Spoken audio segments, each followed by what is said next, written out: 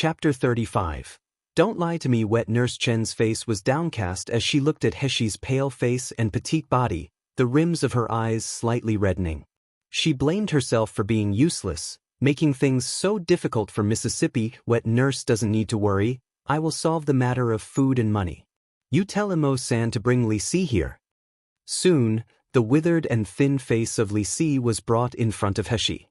He trembled all over when he saw Heshi, fear filling his eyes as he kneeled and began to kowtow. Miss, I was wrong. I shouldn't have listened to Uncle about harming you. Please spare me. Li Si, with his own eyes, had seen the tragic way his uncle had died, and these last few days he saw the lifeless and empty eyes of Imo-san obeying her every word. He was now extremely frightened of this girl before him.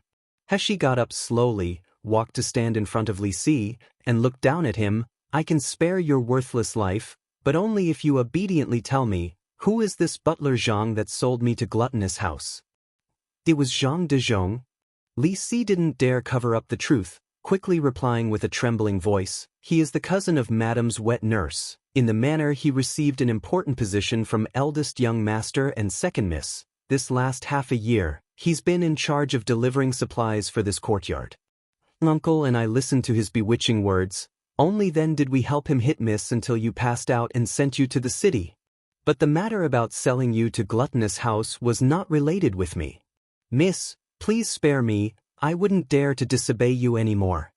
Strictness flashed across her appearance, and she asked indifferently, where can I find Zhang de Zhong? Li Si hesitated slightly. He looked down while trembling with fear. I don't know. Butler Zhang's such a big person. How can we, this small servants, know his whereabout? Ah. He hadn't finished speaking when Heshi had already kicked him, her left foot firmly stepping on his chest. I forgot to tell you, I have a bad temperament. If you dare lie to me, although I will not kill you, I will make your life worse than if you had died. I'll speak. Miss, please spare me. Li Si's hoarse voice let out a miserable howl to beg for forgiveness. I don't know where Butler Zhang lives, but every day he will go to Zhangla workshop to gamble. Other than that I really don't know. Miss, please spare me. Zhang de Zhong. Nail and face shue. Heshi sneered and suddenly lifted her hand. In a flash several silver needles entered Li Si's brain. Li Si screamed as he glared at Heshi, his eyes filled with fear and resentment. You said you would spare me. Without managing to finish his implication, his eyes lost their radiance, becoming a puppet that lacked the ability to resist. Heshi slowly spoke while sneering. I said that I would spare your worthless life, but I didn't say that I would let you live freely. At noon, the most prosperous street of Yanjing City was bustling with activities, the crowd coming and going, with peddlers shouting about their wares on the sides. The most lively place was coming from the gate of Zhangla Workshop. Zhangla Workshop wasn't only one gambling house, it almost occupied half the streets of this district. Besides running a gambling house, there was a restaurant, an entertainment house, numerous treasure pavilions, and the slave marketplace. Therefore, Zhangla Workshop's gate always had all kinds of people coming and going. Among them were elegant men with bright and neat clothing, and beautiful, delicate women that could attract people. However, at this moment, there was a person at Zhangla Workshop's gate that attracted everyone's eyes. Chapter 36. The youth that attracted spirit and seized souls. Even the prostitutes that were originally in the middle of entertaining the handsome youths couldn't help but pause their delicate voices, their eyes staring towards the door. A youth wearing white scholar clothes slowly walked over, his long eyebrows like willows, his cold eyes similar to stars, his skin was like jade, porcelain fair and delicate. As the sunlight fell on his high and straight nose, not even the tiniest flaw could be seen. The youth's stature was not tall, instead it was slender and beautiful, his body looking obviously weak. When his cold glance swept over, it gave people an oppressed feeling, like the cold frost from unyielding snow. Seeing this youth, they couldn't help but be stunned. Under the brilliant sunshine, he resembled a spot of pure white snow, a natural and pure beauty, bright and glamorous without boundaries. A man standing not far away from the youth choked on his own saliva, inattentively muttering, "Which family's little young master is this? Why is the feeling he gives off so So, able to attract a spirit and seize the soul. Obviously he is a man, and it was only a youth that resembled a delicate and soft girl, but it was as if his soul was being stolen. He itched to rush over and get close in broad daylight. However, just as he had taken 2 steps forward, wanting to touch the youth's fair and tender cheek, he felt a burst of pain spread throughout his entire body. His body suddenly flew through the air, landing heavily on the ground. The youth's ice-cold gaze swept over everyone on the scene as he slowly asked, "This here is Zhanglo Workshop Casino?" This youth that made everyone stunned is actually Heshi disguised as a man. Heshi had been afraid that Nalan Hishi's appearance would be recognized by people. She also thought that woman's clothes would be in the way. Therefore, she had used her excellent makeup techniques to change her appearance. In people's eyes, the her of now, besides looking somewhat slim and short on the outside, she also looks like an unassuming 15 to 16-year-old youngster. Even if a doctor were to take her pulse, it would be very difficult for them to see through her disguise. However, what she didn't expect was that even though she obviously looked like a man now, but Nalan Hishi's alluring appearance could unexpectedly still attract so many people. It's just that if they wanted to take any advantages from her, Heshi, they must consider their own abilities first. After getting an answer, Heshi no longer paid any attention to everyone, and with a quick pace, she entered the noisy casino. Sure enough, there was Zhang Dezhong, leaning forward and resting his upper body on the gambling table, his hoarse voice shouting angrily, "I don't believe I can't win." He firmly smashed the chips on the gambling table. "This is my small bet to open 6 big. I don't believe it won't be big. Quickly open." The appearance of the dealer that was shaking the dice changed, a cunning expression sweeping past his eyes. Heshi had a moment of realization, the corner of her mouth arching into a grim curve. It seemed that this Zhang Dezhong was unaware he was being defrauded by people. Sure enough, once the dice opened, the result was still small. Zhang Dezhong angrily punched the gambling table, shouting loudly, "Damn! Why am I so unlucky today? You will also no longer give me 100 chips." However, the dealer's expression showed disgust, sneering, "Butler Zhang, you already owe 1,000 yuan to this gambling house. If you keep adding to the amount you owe, how will you pay it all back?" "What did you say?" Zhang Dezhong rushed to grab the dealer's clothes, and with a stern voice, "Do you know who I am? I now have plenty of yuan. Don't you look down on me, ow." He still hadn't finished speaking, yet he was kicked by someone. Chapter 37, Budding of a Rabbit Boy. The one who attacked him was a martial artist, one of Zhanglo Workshop's great backers. Even though Zhang Dezhong's cultivation base was of qi refining 3rd rank, he couldn't fight these 7 or 8 people, so momentarily he was wailing and howling due to being beaten and thrown out like a sack. "I warned you, it's best for you to quickly pay back the 1,000 yuan that you owe, with interest, otherwise, humph, don't think that you can ever stay in Yanjing City again." Zhang Dezhong's entire body had become green and purple because of the beating, even his eyes were swollen, but he had no courage to disobey, only lamely grumbling while leaving, "You're all a group of dog-eyed scoundrels that look down on people. Wait until Master looks at the gambling book, he will come back and crush you to death. You actually dared to hit me, wait until I hire a group of thugs to beat you to death, see if you all still dare to be arrogant then." Thinking of this, Zhang Dezhong couldn't help but laugh with a grimace. Now that he was a wealthy person, it was only a mere 2,000 yuan, how easy was that? Even if he didn't work in Nalan Manor in the future, he wouldn't ever have to worry about food and clothing. Right? It would be better to take those yuan away, living a day being leisurely and free. As for those scoundrels in the casino, he must give them a lesson before he leaves. Zhang Dezhong was extremely furious one moment, and frantically pleased in another moment. He rushed to a small courtyard that he by secretly, completely unaware that Heshi had followed behind him all the way. Because Zhang Dezhong's strength was low, and he didn't have any storage equipment, Heshi guessed that he must be hiding all his yuan somewhere secret. Sure enough, a few minutes later, Zhang Dezhong carried a big bag over his shoulder as he snuck out from the back door of the small courtyard. The bag looked rough and ordinary, however, it emitted fluctuations of spiritual power. Heshi smiled while raising her eyebrows, and leaping into the air, she landed in front of Zhang Dezhong. "Who are you?" Zhang Dezhong cautiously questioned when Heshi appeared, almost scaring him, causing the packed bag of yuan to tumble to the ground. Standing firm, he noticed that the one who blocked him was actually a refined and elegant youth. Moreover, from his entire body there were no fluctuations of spiritual power. This is obviously just an ordinary person. Zhang Dezhong's courage immediately grew as he fiercely glared at Heshi. "Boy, did you go to the wrong place? What do you think you're doing standing in front of my backyard's gate?" The tips of Heshi's eyebrows rose with her smile, the corner of her mouth exposing a faint smiling expression.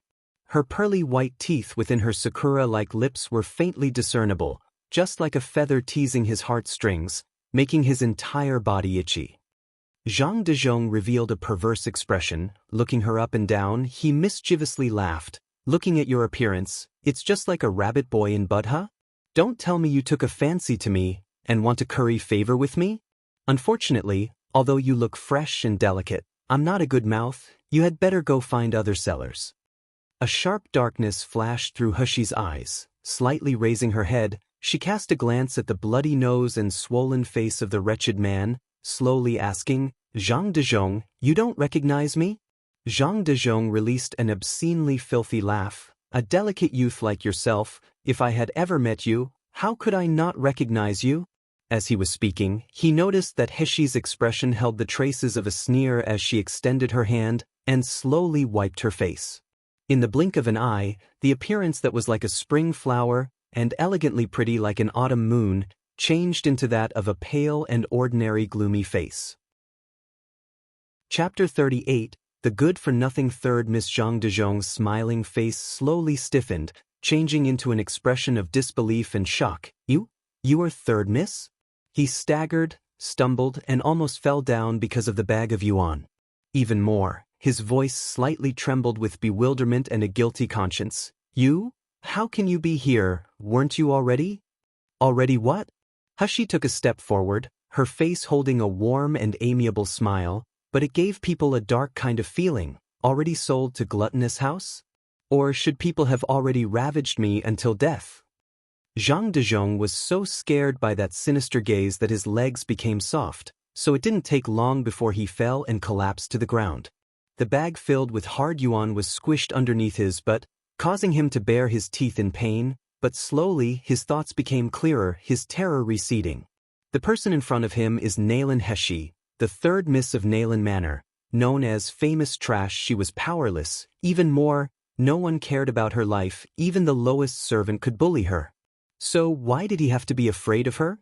Thinking about this, Zhang Dezhong suddenly stood up, his eyes ruthlessly glared at Heshi, and feeling resentment and somewhat ashamed, "Third miss, I didn't expect you to become a lowly slave that could still run away. It seems that your new master is good towards you. Is it because of your beautiful face?" When he thought of that elegant and alluring face, Zhang Dezhong felt a burst of itchiness in his heart. However, third miss is a genuine woman, and since he, Zhang Dezhong, had never seen such a beautiful woman, he didn't know how to deal with this feeling.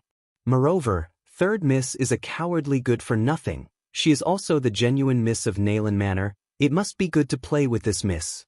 Zhang Dezhong felt the blood in his body rush to the lower part. Taking a step towards her, he let out a demonic laugh. "Come on, if it were not for me bringing you, third miss, to Gluttonous House, you wouldn't have found such a good master, turning you from a saltless woman into a beautiful woman. Looking at third miss's appearance now, it seems like you've lived pretty well. Third miss, how about you express your gratitude towards me?" While speaking, his hands went to touch her face. The corner of Heshi's mouth hooked slightly upwards, revealing a remotely cold demonic smile. Then, when Zhang Dezhong's hands were about to touch her, her fingers suddenly moved, causing several invisible needles to shoot into his body as fast as lightning. "Thsh!" Zhang Dezhong shouted in shock. Immediately his entire body became painfully limp, and with thump, he fell to the ground. Heshi took a step, slowly stepping on his hand that was recently extended, and leisurely said, "You're right, I certainly want to properly express my gratitude to you." Zhang Dezhong's face showed his fear, his voice trembling. "What are you going to do to me?" "Of course it's to give you a gift as thanks." Heshi smiled while quietly speaking, but she exerted all her strength to her foot, A crack was heard, and Zhang Dezhong's right wrist bones had been broken. How was it? Are you satisfied with this gift? Ah. Zhang Dezhong let out miserable howl like a dying pig. If it were not for this alley being remote, he would absolutely alarm a large group of people. Seeing that Heshi was about to step on him with her other foot, Zhang Dezhong quickly cried and loudly pleaded, "Third miss, I was wrong, please spare me. It's second miss that incited me to do this, I was merely following orders, nothing more. I beg you to spare me." Heshi sneered, "Second miss and I haven't seen each other for many years, she has always walked on her bright path while I walked on my difficult path, we couldn't even hit with 8 poles. 1. Why would she order you to deal with me? You dared lie to me, is it that my gift is too light?" Chapter 39. Crown Prince's concubine. While speaking, Heshi fiddled with an invisible needle between her fingers. It was like her hands were mimicking the action of repeatedly stabbing his eyeballs, harshly damaging his eyesight. "It's true. It really was the second miss. I'm absolutely not telling any lies." Zhang Dezhong repeatedly shouted in fear as feces flowed down his pants. "Second miss said you're a fox spirit. You seduced His Highness the Crown Prince, so she ordered me to deal with you. Master had previously passed down an order to not cause the death of third miss, therefore second miss didn't dare try to kill you, and just ordered me to sell you to a filthy place.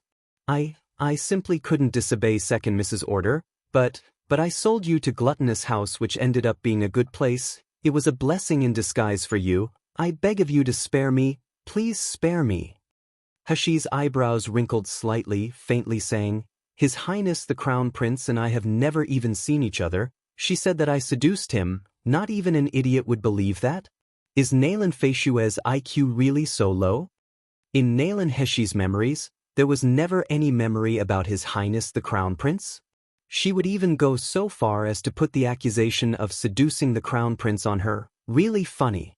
Zhang Dezhong didn't know what the meaning of IQ was, but he could clearly sense the ice-coldness of the invisible needles. How could he dare lie to her? "I only knew that second miss received a letter. In the letter it mentioned about how after the Crown Prince returned he would go visit Master to propose marriage, to marry you off as the Crown Prince's concubine. The Crown Prince and I are unrelated in any way. How could he know me? Do you think I will believe you?" Heshi sneered, sending the invisible needles flying. Instantly they cut into Zhang Dezhong's forehead, causing his blood to flow. "If you dare to misstate a sentence, I will cut open your head and dig out your brain." "I wouldn't dare. I wouldn't dare." Zhang Dezhong shouted in fear. "I only know that the letter mentioned third Mrs. Special Constitution, that you use some kind of secret method to get men, and no matter the cultivation base of the martial artist, they'll be able to obtain the greatest promotion. I also, because of this, did not listen to second Mrs. order to sell you to the pig market, rather I sold you to Gluttonous House, and the owner of Gluttonous House gave me a huge sum of money after assessing you. The rest I really don't know. I don't know anything. Third miss, please spare me." Heshi's eyes flashed. She recalled what the host of Gluttonous House had said about a pure Een constitution, but it seems that it wasn't so simple. Naylan Feishue and the Crown Prince also aren't fools. Could it be that because they heard people say that Naylan Heshi had a special constitution, they were able to believe it? Who is it that wrote that letter and gave it to Naylan Feishue? That person spared no effort to provoke Naylan Feishue into dealing with Naylan Heshi, but for what purpose? But regardless of who is behind this, since he has offended her, Heshi, then don't have hopes of being able to escape unscathed. Heshi's face showed the traces of a sneer, her gaze landing on the bag of yuan. "You said the owner of Gluttonous House gave you a lot money after the assessment?" "Yes. The shop owner, Wu Yu, only saw you, third miss, with a glance, then he gave me 6 million yuan. I was ecstatic. In these last few days I haven't even returned to Naylan Manor to receive the reward that second miss promised me. The other matters really have nothing to do with me, so please spare me." Gluttonous House actually spent 6 million yuan to buy Naylan Heshi. However, when she awoke, why, she was being treated as a low-ranked slave and locked in a cage. Isn't it because she was humiliated by a low-level martial artist, so she knocked her head on the cage? Chapter 40. Deranged. However, Heshi was unaware that after Wu Yu had bought Nalan Heshi, he was summoned by his master. He had had no time to tell his subordinate about Nalan Heshi's value, and hurriedly rushed to meet his master. As soon as he came back, he found out that his subordinate had carried Nalan Heshi as a lowly slave to the examination room, and so the low-level martial artist in the examination room also ended up being killed by Heshi. This was really not a beautiful misunderstanding. "Third miss, I'm speaking the truth. Can you please spare me?" Zhang Dezhong was kowtowing with all his might to beg for forgiveness, while sneaking glances to observe Heshi. It appeared she wasn't concentrating on him, so his mind quickly gave rise to an evil idea. His intact hand secretly reached into the bag. "Slut, you can just go to hell." The spiritual power in Zhang Dezhong's body flared, and holding an exploding flame talisman, he rushed towards Heshi and ruthlessly threw it at her. "Slut, you dared to act against me, you're really asking for death." Even if Heshi is so difficult to deal with, she was still just an ordinary person that lacked a cultivation base. Just recently, because of his inattentiveness, his spiritual power had been temporarily sealed by her evil method, so now that his spiritual power had slowly restored, why would he care about this little girl? "Nalan Heshi, at first I just wanted to play with you and injure you a little. But since you're unable to tell good from bad, then don't blame me for making you die without a burial." Zhang Dezhong's face twisted with an insolent smile. However, in the next moment, his expression stiffened, starting with the corner of his mouth.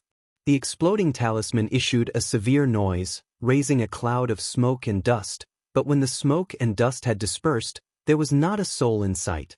Nalan Heshi's badly mangled and miserable appearance should have been there. Zhang Dezhong's eyes were wide open with fear. He was completely unaware that gravel had entered his gaping mouth. Suddenly his throat was hooked from behind by an ice-cold, silky hand, then a crisp and pleasant voice, yet like an evil spirit from hell, sounded in his ears.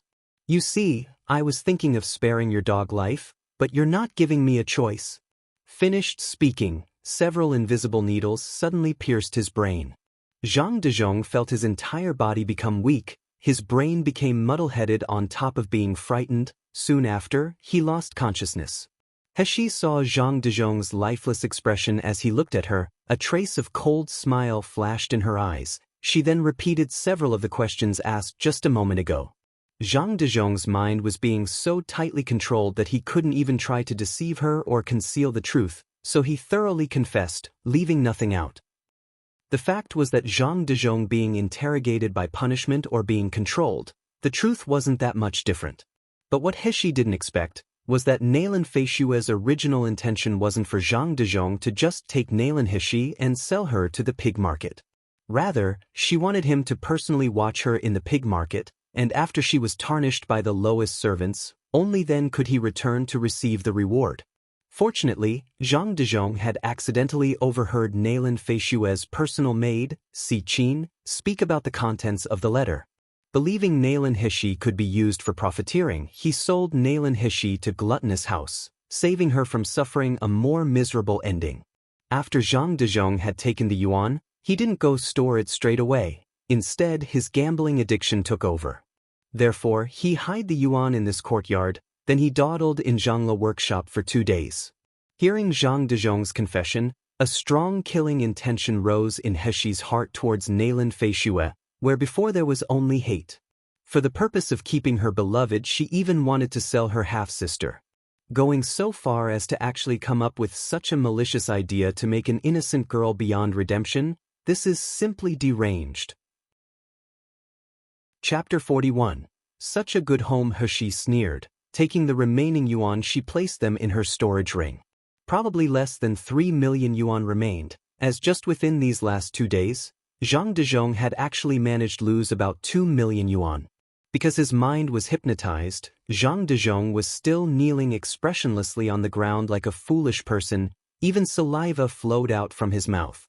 Due to the extreme fear, the stench of his feces was overwhelming, making him look even more miserable than a beggar. Heshi's eyes that were looking at him didn't show disgust, rather it was a coldness, just like a sharp blade dipped in poison. They flickered with a clouded purple light. She lightly placed her palm on Zhang Dezhong's back, releasing a burst of internal energy. the invisible needles that currently resided in his brain shot out and flew back into her hands. Almost at the same time, her hand that was holding a dagger, with an unparalleled speed, cut across the meridians on Zhang Dezhong's body and throat one by one. In a split second, blood wildly sprayed, his howls as if shaking heaven. That's right, Zhang Dezhong had returned to his senses, his face shocked as he looked at Heshi. There wasn't a trace of resentment in his eyes, only desperate begging. Heshi, still holding the bloody dagger, raised it in front of his eyes and lightly touched the beads of blood on it, then indifferently laughed. "Butler Zhang, aren't you interested in selling people as slaves? Today, I'll let you personally taste it." Butler Zhang wanted to beg, however, he found that he simply couldn't make any sound. Even more, his muscles and veins had been cut, making him completely unable to move. Heshi's smile became more brilliant, so even though her face was now paled with disguise, it still looked bright and beautiful. "Are you afraid looking at all of this blood?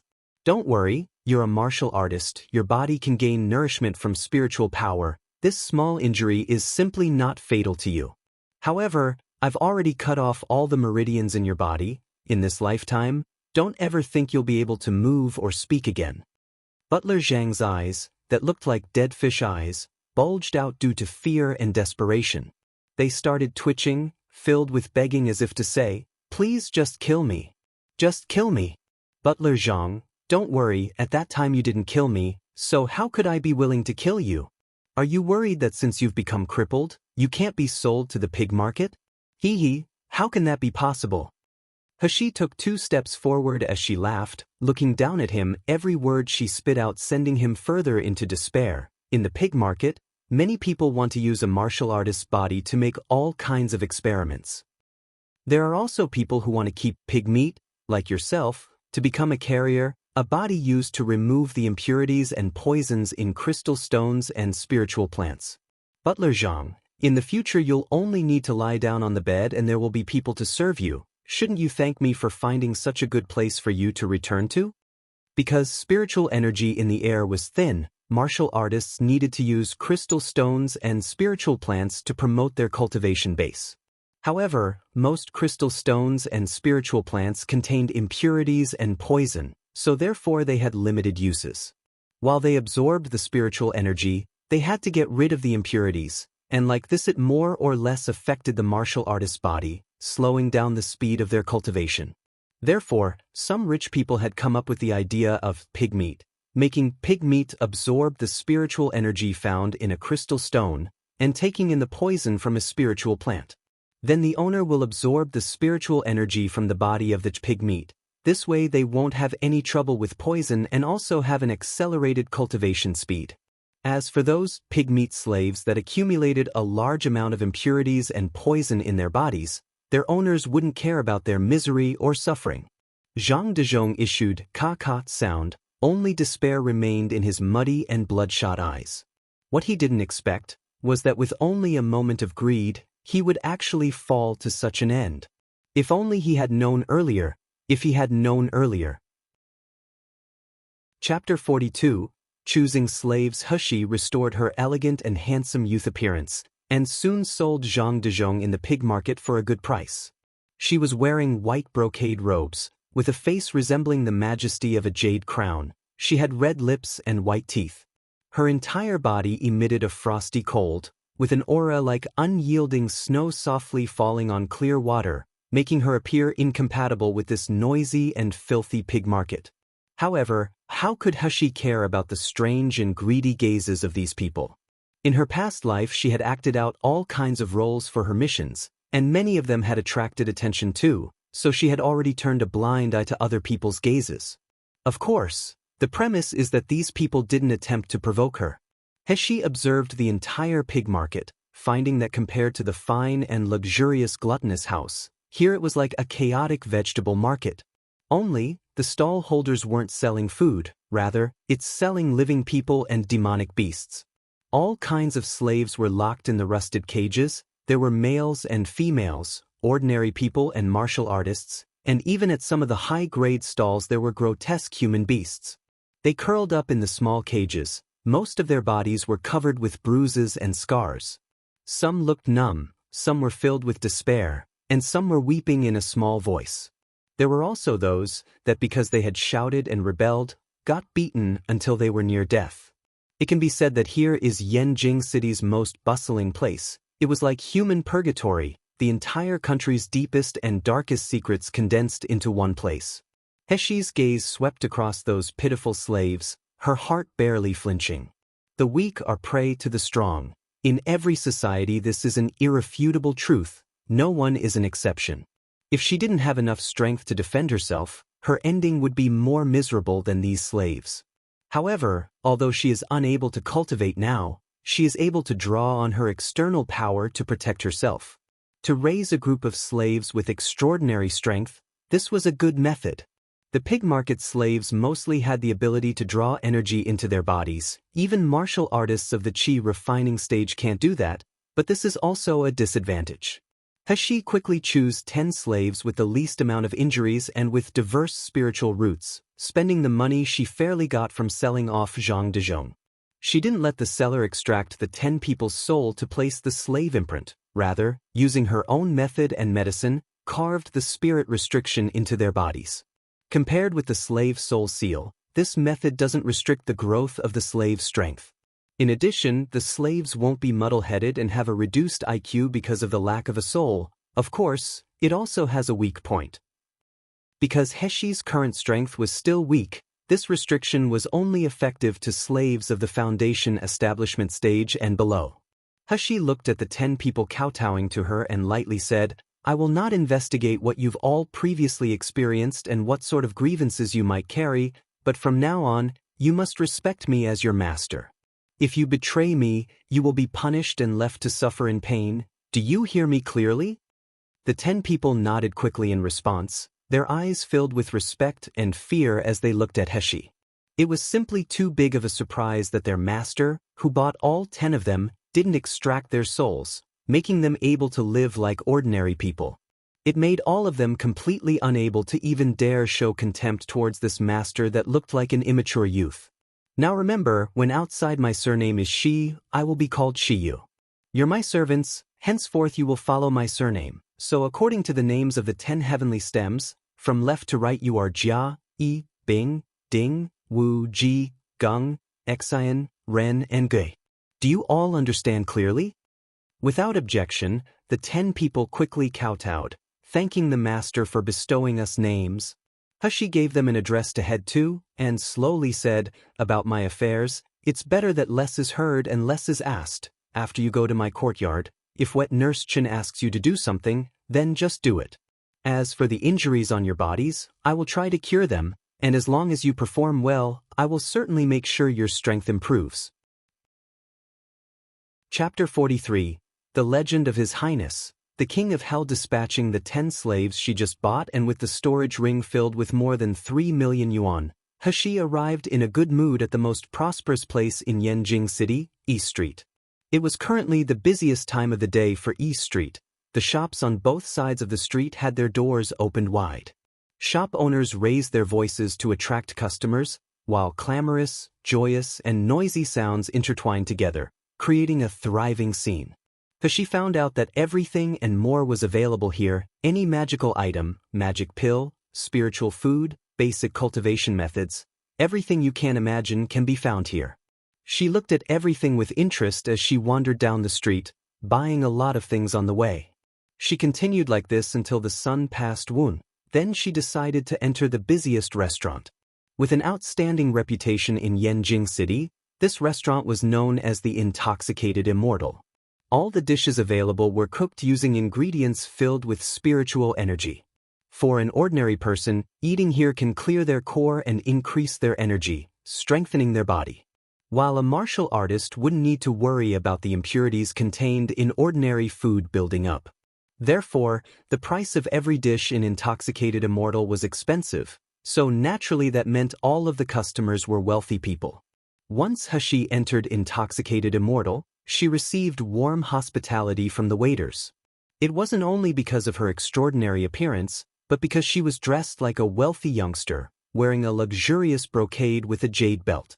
Even more, her gestures revealed a graceful and noble aura. With an expression of distinct cold disaffection, it was as if no one was worthy in her eyes. He was also not polite. After sitting down, she let the waiters bring out all of Intoxicated Immortal's signature dishes. The straightforward and happy waiters were all beaming with smiles, itching to provide high service to this wealthy man. While waiting for the spiritual food to be delivered, He was sitting by the window on the side, watching the bustling crowd on the street with interest. At this moment, she heard an excited discussion coming from several women behind her. Senior Sister Jiang, with difficulty we've finally managed to come down from the mountain, but I wonder if we'll be able to see His Legendary Highness, the King of Hell? Dream on Junior Sister Lu. Who doesn't know that the King of Hell lives a secluded life, and with no one knowing his whereabouts, how can nobodies like you and I wish to see him? It is said that His Highness, the King of Hell, is handsome, with an elegant demeanor. He just turned 20 years old this year and his cultivation base is already unmatchable by the elders in my sect. His ability is absolutely stunning. Moreover, it is said that His Highness, the King of Hell, has always been a bachelor. No one has ever seen a concubine at his side. I really wonder what kind of woman would be able to match such an extraordinary person. The continuous chatter between the missies was full of excitement and yearning, and hearing what was being said only made He want to shake her head. Indeed, in this world it was unavoidable that there would be idols, and fans that pursued such idols. The enthusiastic adoration of the misses was already like a blaze nearing combustion, so that if His Highness, the King of Hell, appeared downstairs now, she would certainly hear all the women screaming and shouting, "Your Highness, the King of Hell, I love you." The misses behind her were in high spirits as they discussed the King of Hell's clothes, appearance, cultivation base, and even his charming manner. They reluctantly changed the topic only when the waiter brought out the first dish. Just as He took a pair of chopsticks to start eating, she heard a voice from the table on the left. "Hey, did you all hear? This morning an event occurred at the genius Dr. Nalin's manor?" This person repeatedly asked his seatmate, then laughed. "Do you know the richest family in Yanjing City? The Zhu family that owns a crystal mine? Early this morning the master of Zhu Manor, with his son and a large group of men, broke into Nalin Manor. The commotion they caused was so out of the ordinary that it attracted a lot of people's attention." 1. Between the hours of 11 a.m. to 1 p.m. Chapter 44. Nalin Miss is unaware of honor and shame. Is that true? Everyone could be heard asking in shock. However, Dr. Nalin is our Jinling country's chief doctor, and Zhu Manor has always minded their own business. Why would Master Zhu go and provoke them? It is said that in the middle of the night 2 days ago, Zhu Manor's young master was stripped of his clothes by someone, and then tied him to the hall pillar at their other courtyard. Early the next morning a peddler passed through the open door, and upon seeing young Master Zhu's shining white, naked body, he started screaming in fright, attracting a large wave of people to come watch. Zhu family's face has become tarnished to the greatest extent. The whole room roared with laughter when everyone heard this, as just thinking about that scene, they couldn't help but laugh. However, they were still puzzled. But young Master Zhu is known as his family's shame. What relation could he have with Nalin Manor? The person that previously exposed the story laughed mysteriously, then lowered his voice. That is to say, in the end, who was the person that ruthlessly gave a lesson to young Master Zhu, who has always harshly and unreasonably walked around Yanjing City? I'll tell it to you all, but you must keep it a secret. It is said that that person is Nalin Manor's second miss, Nalin Feishue. No way? One by one everyone's faces showed an astonished expression. Aren't you mistaken? We heard that the two miss of Nalin Manor is chaste, calm, beautiful, and has an extraordinary innate talent. How could Nalin Manor's second miss do such a shocking thing? Perhaps there's someone else who did it but put the blame onto her? Everyone doubted the person that was telling the story, so displeasure immediately spread across his face, and with a humph said, "What blame? If it were not for the people of Zhu family finding conclusive proof, why would they go with great fanfare to Nalin Manor's gate? Is the name Genius Dr. Nalin only a decoration?" While speaking he lowered his voice, laughing mischievously. "If I were to guess, it would certainly be that young Master Zhu was unable to curb his lust, and when he saw Nalin Manor's second miss, who would know that he would get a ruthless lesson from Nayland Manor's second miss instead.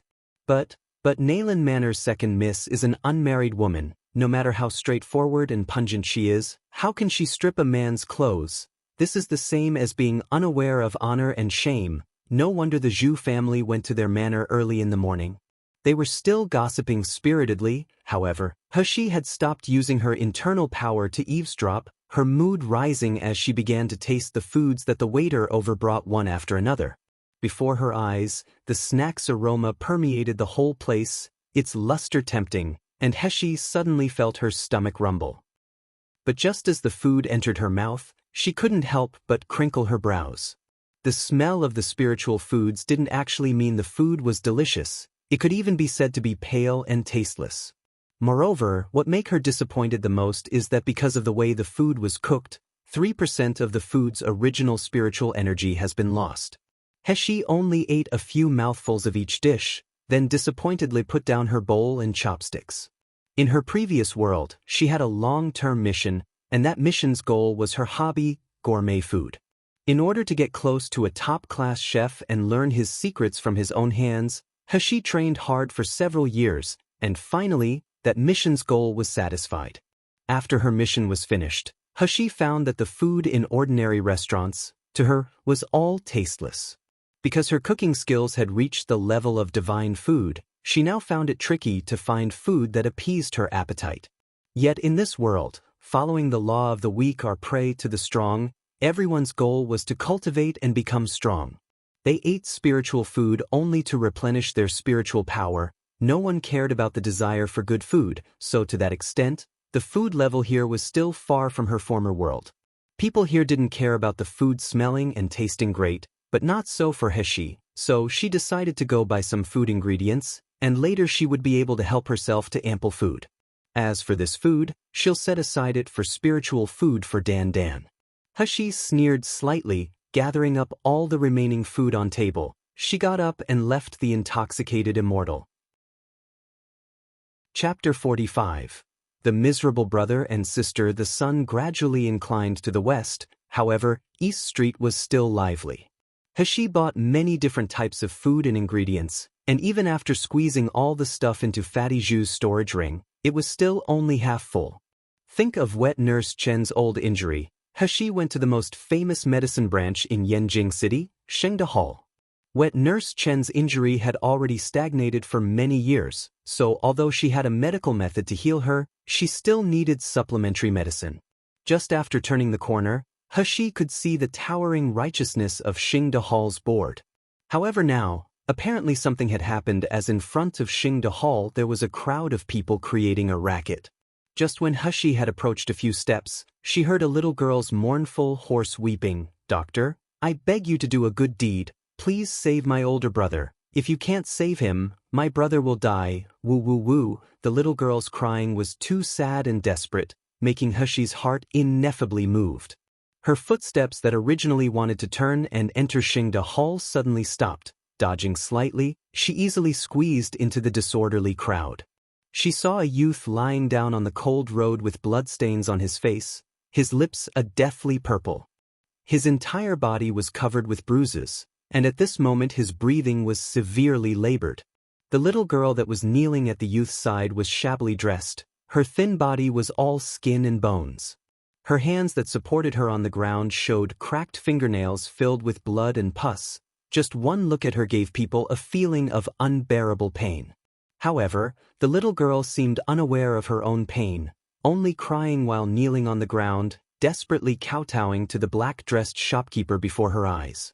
That shopkeeper had a pair of mung bean eyes, and both his cheeks were hollow with prominent cheekbones, while his stature was that of a thin bamboo pole.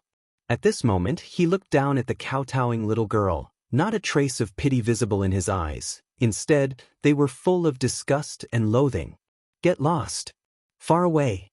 How come the poor damnable block here, just affecting our Ji Xing Hall's ability to do business? Why do you think it's suitable to do so in front of our place?" The little girl threw herself towards the man to grab his leg while crying and begging. "Shopkeeper Chin, a few days ago when my brother came to visit a doctor he could still open his eyes. You all said that as long as he consumed the medicine for several days, that he will get better. I spent all the money we have, but my brother's illness keeps getting worse, and now he won't wake up. I beg you, please save my brother. If you save my brother, I'm willing to work very hard to repay you. Stop speaking lies, slandering our Ji Xing Hall's reputation. Shopkeeper Qin's face suddenly changed color, and showing his displeasure, he fiercely kicked the little girl, strictly saying, "If you don't get lost, believe me or not, I will have people break your legs." The little girl that was kicked stumbled, falling heavily on the youth's body, the pressure causing the youth's face to turn a deadly shade of purple. Some of the surrounding people couldn't stand watching anymore. Their tongues started wagging, accusing this shopkeeper Qin for being greedy. If I were to say, this Ji Xing Hall, although it opened in front of Xingde Hall, the doctors and shopkeepers inside simply can't be mentioned on equal terms with Xingde Hall. Little girl, if you have to beg him, it would be better for you go to Xingde Hall and beg shopkeeper Zhou instead. He's a good man. Someone shouted and pointed towards Xingde Hall, getting the approval of the surrounding crowd. There was even a few kind people who ran to Xingde Hall to ask for their help. Shopkeeper Qin of Ji Xing Hall immediately flew into a rage out of humiliation. He glared at everyone as he fiercely shouted, "Do you think this medical shop is a charity hall? If everyone that comes here gets free medical treatment and medicine, then when we go to eat, what do we use to pay for the food? Could it be that Xingde Hall never charges a fee? Humph. Our kindness, it's kindness for those who pay for their treatment with gold. For those people our Ji Xing Hall will naturally help treat. Otherwise, just get lost far away from me. Don't disturb our Ji Xing Hall's ability to do business." Chapter 46, Can't Be Cured Little Girl. If you don't mind, I can diagnose and treat your brother. Shopkeeper Qin had barely finished speaking, when from amongst the crowd a man's gentle and low voice was heard. "That is Xingde Hall's shopkeeper Zhou." Someone exclaimed as the crowd stepped aside, showing expressions of awe and admiration as they made way for the man that slowly walked over. He appeared to be a middle-aged man of about 30 years old. His face was without a beard, and he had a slender figure with gentle facial features. The feeling he gave off was of a refined and amiable person. "This is Xingde Hall's shopkeeper Zhou Yenin." Once the little girl heard that shopkeeper Zhou would treat her brother, she immediately stopped crying, and ignoring the pain in her body caused by the kick, she quickly kneeled on the ground and kowtowed towards shopkeeper Zhou. But when shopkeeper Zhou used his spiritual power to examine the youth's body, his brows tightened and creased, his expression turning grave. "Little girl, how was your brother injured?" The little girl wiped her tears and replied with a grief-filled voice, "My brother went hunting in the mountains 5 days ago, and when he returned he was seriously injured. He went to lay down on the bed to rest for a while, but then he couldn't get up. I carried my brother to Ji Xing Hall for treatment, spending all the money we have, but my brother's injury keeps getting worse. I don't know what I should do. I don't want my brother to die. Woo woo woo." Shopkeeper Zhou's sigh was filled with regret and pity. "I'm so sorry, I can't cure your brother's illness. He has had the muscles and tendons throughout his body cut off from shock. Later, even if he lives, he can only become a crippled person. He won't ever be able to get up from his bed again in this lifetime." How can this be?" The little girl was shocked, her eyes showing incredible grief and despair. "No, my brother can't die. Doctor, I beg you to save my brother. I beg you." On the side, shopkeeper Qin's ugly complexion immediately beamed with joy upon hearing this. His expression was full of happiness at their misfortunes. "Still believe that Xingde Hall's doctors are that great, huh? Acting like such an immortal who's able to save other people. As it turns out, he's only an insignificant secondary doctor. No wonder he ran out to show off his abilities, unable to even save a single person's life. He can only be a disgrace. Haha, really overestimating one's capabilities." Shopkeeper Zhou wasn't angry when he heard this. He only lifted his gaze and coldly glanced at shopkeeper Qin, slowly saying, "Since Dr. Qin is so capable, wouldn't it be better if you give it a try?"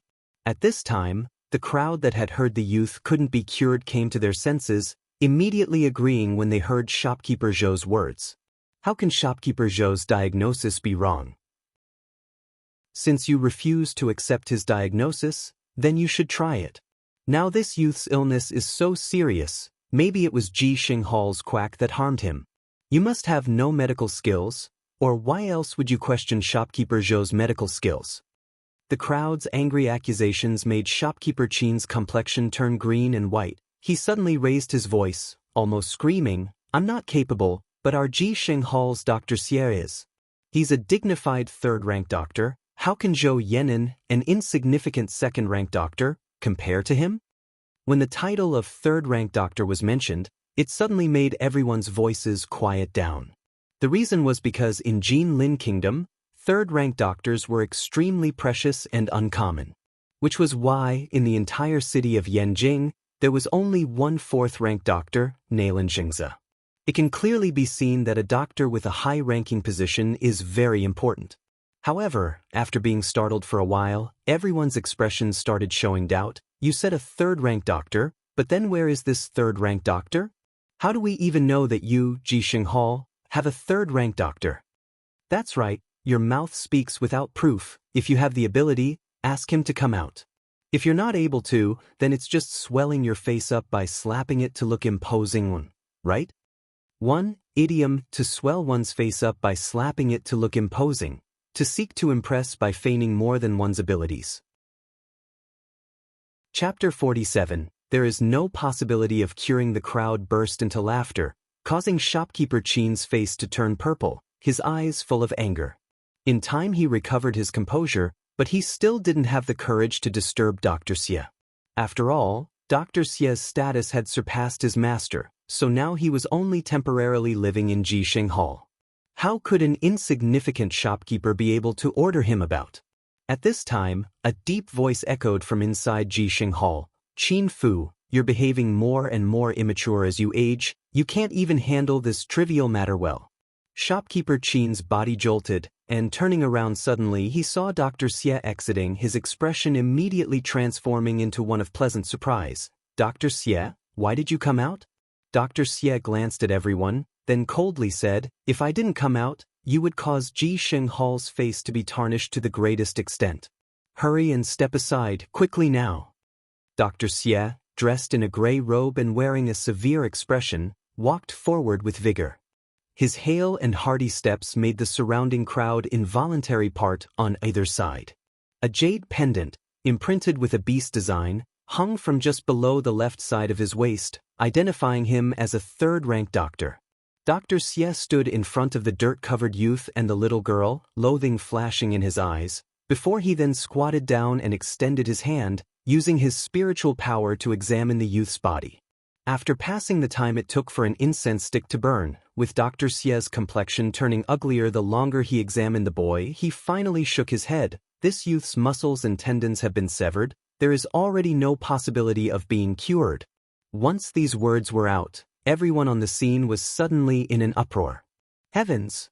His muscles and tendons really were damaged. Certainly not even an immortal has the cure for that. That's right. You saw that young master from the Ouyang family. They're rich and powerful. They even invited the genius Dr. Nalan to examine him, but it was all for naught, as even now he's paralyzed in bed. Alas, it's really pitiful. Who would be this vicious and use such a heavy hand towards a child? Dr. Xie's diagnosis and everyone's comments shattered the hope that the little girl held. Her body staggered back 2 steps, her knees becoming soft, and with a thump, she dropped to the ground. Looking at the unconscious youth before her eyes, his breathing already faint, she felt the last of her hope turn to dust, pain bubbling up in her heart. The little girl's pus and blood-covered hands unconsciously reached out to grasp something beside her, desperately murmuring, "Who can save my brother? I beg you, save my brother." Suddenly, a clear voice broke through the noisy crowd, penetrating everyone's ears in a flash. "If his meridians are broken, is there really no one here who can save him?" Dr. Xie raised his head in displeasure and saw an eye-catching youth with an elegant face. He couldn't help but coldly snort, "What? Did you question my medical skills? I can tell you, in this entire Jinling Kingdom and even in the entire Miluo continent, no one can heal an illness like a meridian fracture." Dr. Xie's words caused everyone to nod. If meridian fractures could be healed, young Master Ouyang would have long ago been cured, and maybe he would now be joked about by everyone as a useless person. However, the little girl reacted like she had been thrown a lifesaver as she lifted her head. Unconsciously, she clutched at the lower corner of the youth's clothes, crying and begging, Did you say you can save my brother? I beg you to save my brother." The person who had spoken was actually Hashi dressed as a man. She originally had no interest in caring about other people's business, but the scene of the little girl dragging her brother to implore for people to help save him touched an old and deep memory of hers. Before, there was also someone who carried her like this, kneeling on the ground while begging people, "Please save my sister." In this entire world, only that person was willing to give up everything for her to continue her life. Chapter 48, If It's Cured? But after that? After that she lost her only brother forever. Looking at little girl's desperate crying face, Hashi suddenly made up her mind. She really didn't want for her to have an ending like her brother's. Everyone in the surrounding crowd, including shopkeeper Zhou, stared at Hashi with suspicion and doubt. However, how could Hashi care about their stares? She squatted down and grasped the youth's hand while 3 of her fingers pressed down on his wrist, quietly feeling the throb of his pulse. The reddish-gold color of the setting sun graced the youth's slender and fair hand, highlighting his well-proportioned fingers like a piece of well-carved art, but nobody could understand what this youth was doing. Could it be that to diagnose the state of an illness, he didn't have to use spiritual power to explore the person's body to sense the movement of their spiritual energy and circumstances? But there wasn't a trace of spiritual power being emitted from this youth's body. How could he cure people? He must be wanting to show off to please people, right? Everyone's gaze was full of loathing as they looked towards Hashi. Even a trace of cold disdain flashed in Dr. Xie's eyes. This kid hasn't even finished growing his hair? Yet he dared to disregard my words. He was simply asking for death. Hashi continued taking the boy's pulse for as long as it took an incense stick to burn. Everyone was starting to get impatient when she finally released the youth's hand and faintly said to the little girl, "Rest assured, I can treat your brother's illness." The little girl became dumbfounded upon hearing this, her lips trembling. She was speechless for quite a while. But how could everyone believe her words, as one after another they ridiculed her, saying she had no sense of shame, a big talker. Even shopkeeper Qin that was behind Dr. Xie burst into loud laughter, shouting with his sharp voice, "Where did this cocky and arrogant kid come from? His hair hasn't even finished growing but he already dares to say such lies here. Did you not hear our Dr. Xie say that he was unable to do anything about his illness? What do you regard us as? Is your rank higher than Dr. Xie's?" Hashi completely ignored everyone who was ridiculing and verbally abusing her, indifferently saying, "I don't have a rank." When everyone heard what was said they roared with laughter, while others reprimanded her for talking about a sick person's life as if it was a joke. Although shopkeeper Zhou's words and attitude was not bad like the others, he couldn't help but try to give advice. This little young master, a doctor's concern towards human life really isn't simple. They absolutely cannot let emotion affect one's decisions or they will end up treating a sick person recklessly. Besides, this meridian fracture illness, since ancient times no one has ever been able to cure it, so you had better quickly go back home. Hashi raised her head to look into his eyes. Her face showed a somewhat respectful expression as she slowly spoke. "I naturally know that a doctor's concern towards human life isn't simple, therefore, I never talk big in this regard." Heard what was said, Dr. Xie coldly sneered, his face full of ridicule. Inevitably, in this world there's always someone who overestimates one's capabilities. They dare to brag about anything in order to seek fame. Since you said you're able to treat him, then we won't stop you. But if your treatment is no good, if you don't have even the simplest of abilities, then I'll certainly have no choice but to report you to the Doctors Association to judge you guilty as a fake doctor. In this Mi Luo continent, the position and payment of a high-ranked doctor is extremely high. On top of that, even the lowest first-ranked doctor will hardly be seen in many remote places, leading to people pretending to be a doctor to show off and swindle others. Therefore, in order to put an end to this phenomenon, every country made impersonating a doctor a heavy crime.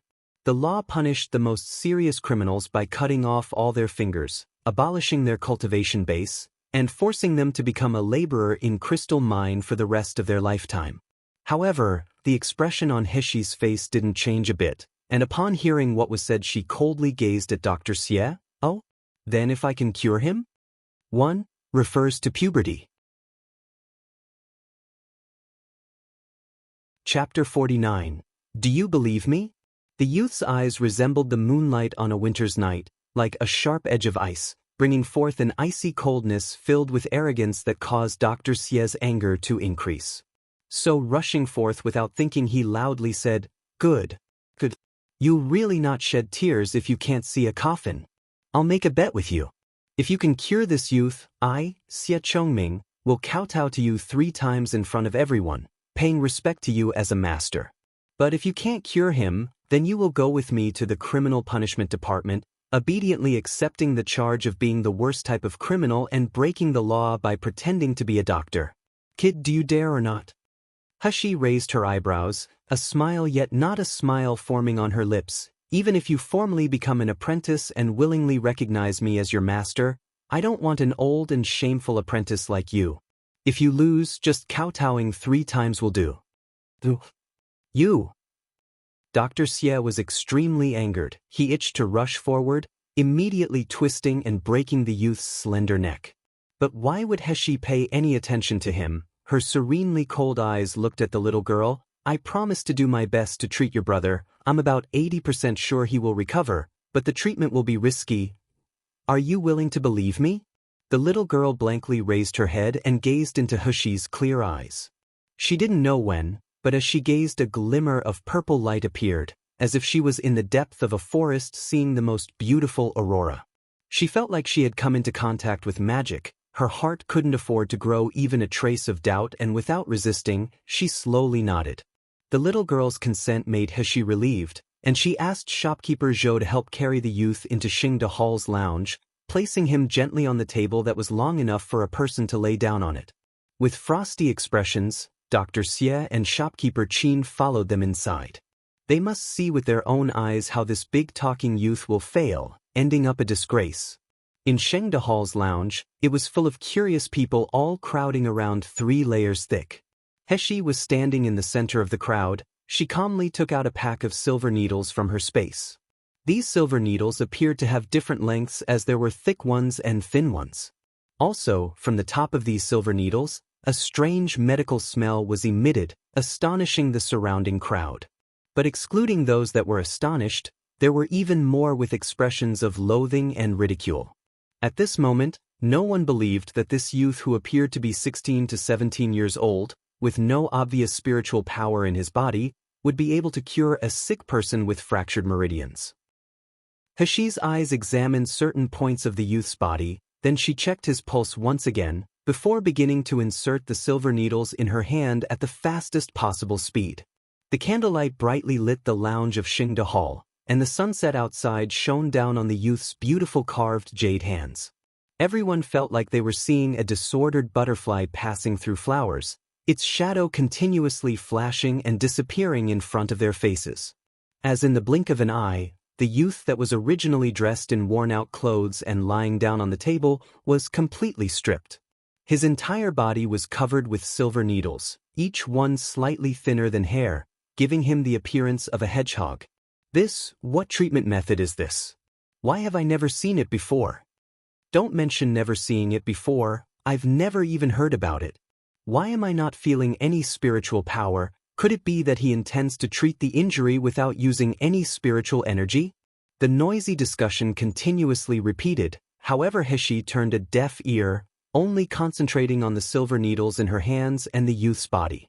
This treatment of inserting needles and stimulating acupuncture points lasted for half an hour, causing Heshi's forehead to be covered in sparkling and translucent beads of sweat. The beads of sweat slowly slid down and landed on her long eyelashes, as if dewdrops on a lotus leaf wanted to drop but couldn't. Chapter 50 Really survived. Shopkeeper Zhou watched on from the side with a curious and deeply worried expression, and in the glow of the candlelight, he could see the sparkling and translucent beads of sweat on the youth's snow-white skin. His heart couldn't help but jump, so he grabbed a clean piece of cloth and tried to pass it over. Wipe your sweat first, then rest for a while. Who would have thought that Heshi didn't hear his voice? and when she felt the sweat slide down and block her line of sight, she simply lifted her hand and wiped the sweat away, then continued on with her movements. Shopkeeper Zhou hesitated a moment before withdrawing his hand, his gaze focused on the youth's serious face as he carried out the treatment, his attention not diverting for a moment. However, from the crowd that was watching, the absent-minded shopkeeper Zhou and the busy Heshi, not one of them realized that they were being watched. Diagonally across from Xing Dehall's position, out on the street, there was a pair of shining eyes watching Heshi through the half-opened window, eyes full of burning scrutiny. In the time it took to burn a stick of incense, the unconscious youth's entire body had been pricked by hundreds of needles, causing him to look like a translucent hedgehog under the light of the setting sun. At the beginning, the youth was still unconscious, his breath and heartbeat weak. But half an hour later, after many more needles had been inserted into his body, painful groans were heard coming from the youth's mouth. His entire body incessantly emitted sweat, so in the time it took to release a short breath, he had completely soaked the plain white cloth mat under his body. Everyone's faces that had originally showed disdain and ridicule slowly changed into expressions of incredible disbelief. This youth that was originally as silent as a dead person actually began to issue sound, and when those silver needles pricked his blood vessels, his face also showed a pained expression. How could that be? Hadn't his meridians been severed? How can he still feel the stimulus from his network of blood vessels? Could it be that this beautiful youth was not just talking big? He really knew methods to cure sick people? Dr. Xie and shopkeeper Qin's complexions worsened as the youth's groans intensified, bit by bit becoming more ashen. Shopkeeper Qin sensed a cold aura being emitted from Dr. Xie's body, and he tightly clenched his hands as they trembled with dread and anxiousness. What if news about the beautiful youth being able to cure sick people spread out? How can Dr. Xie not end up kneeling and kowtowing in front of everyone? Then afterwards, Dr. Xie's face as the grand third-rank doctor could be placed where? Dr. Xie would fly into a rage out of humiliation, so how could he be let off when it involved himself too? At this time, Heshi had already begun to pull the silver needles from the youth's body, one by one. With the 108 silver needles, the strength and order to remove each needle was different. This long process was as time-consuming as placing the needles to begin with. Everyone watching began to hold their breath, no one even daring to open their mouth to speak. Finally, all the silver needles had been removed. The youth that was lying down on the long table uttered a long groan, soon after he slowly opened his eyes. The light stung his eyes, making warm tears flow down his cheeks. With blurred sight, he could only see a handsome face with a pair of cold and deep eyes, like a cold lake. It was like a traveler who had crawled through the desert for 7 days and nights suddenly finding water. Those drops of sweet spring water became filled with his faith and hope. He opened his mouth, wanting to speak yet feeling powerless to do so, so instead he closed his eyes, Heshi's face and smell firmly engraved in his mind. After Heshi had put away all of her silver needles, she took the youth's pulse to confirm that he was doing okay, only then feeling relieved and faintly said, "He'll be all right now." Everyone's face showed an expression of incredulousness. Without even waiting for people to recover, Dr. Xie immediately stepped forward in large strides, using his spiritual energy to examine the youth's body. Chapter 51. 3 kowtows unobstructed, tenacious, and full of vitality. This youth had really survived. Moreover, he was almost completely recovered. How could this be? Dr. Xie's complexion became ashen, his hand that was examining the youth's chest constantly trembling. Shopkeeper Zhou also immediately came forward, using his spiritual power to examine the youth. He became surprised and exclaimed, "He's alive! He's alive!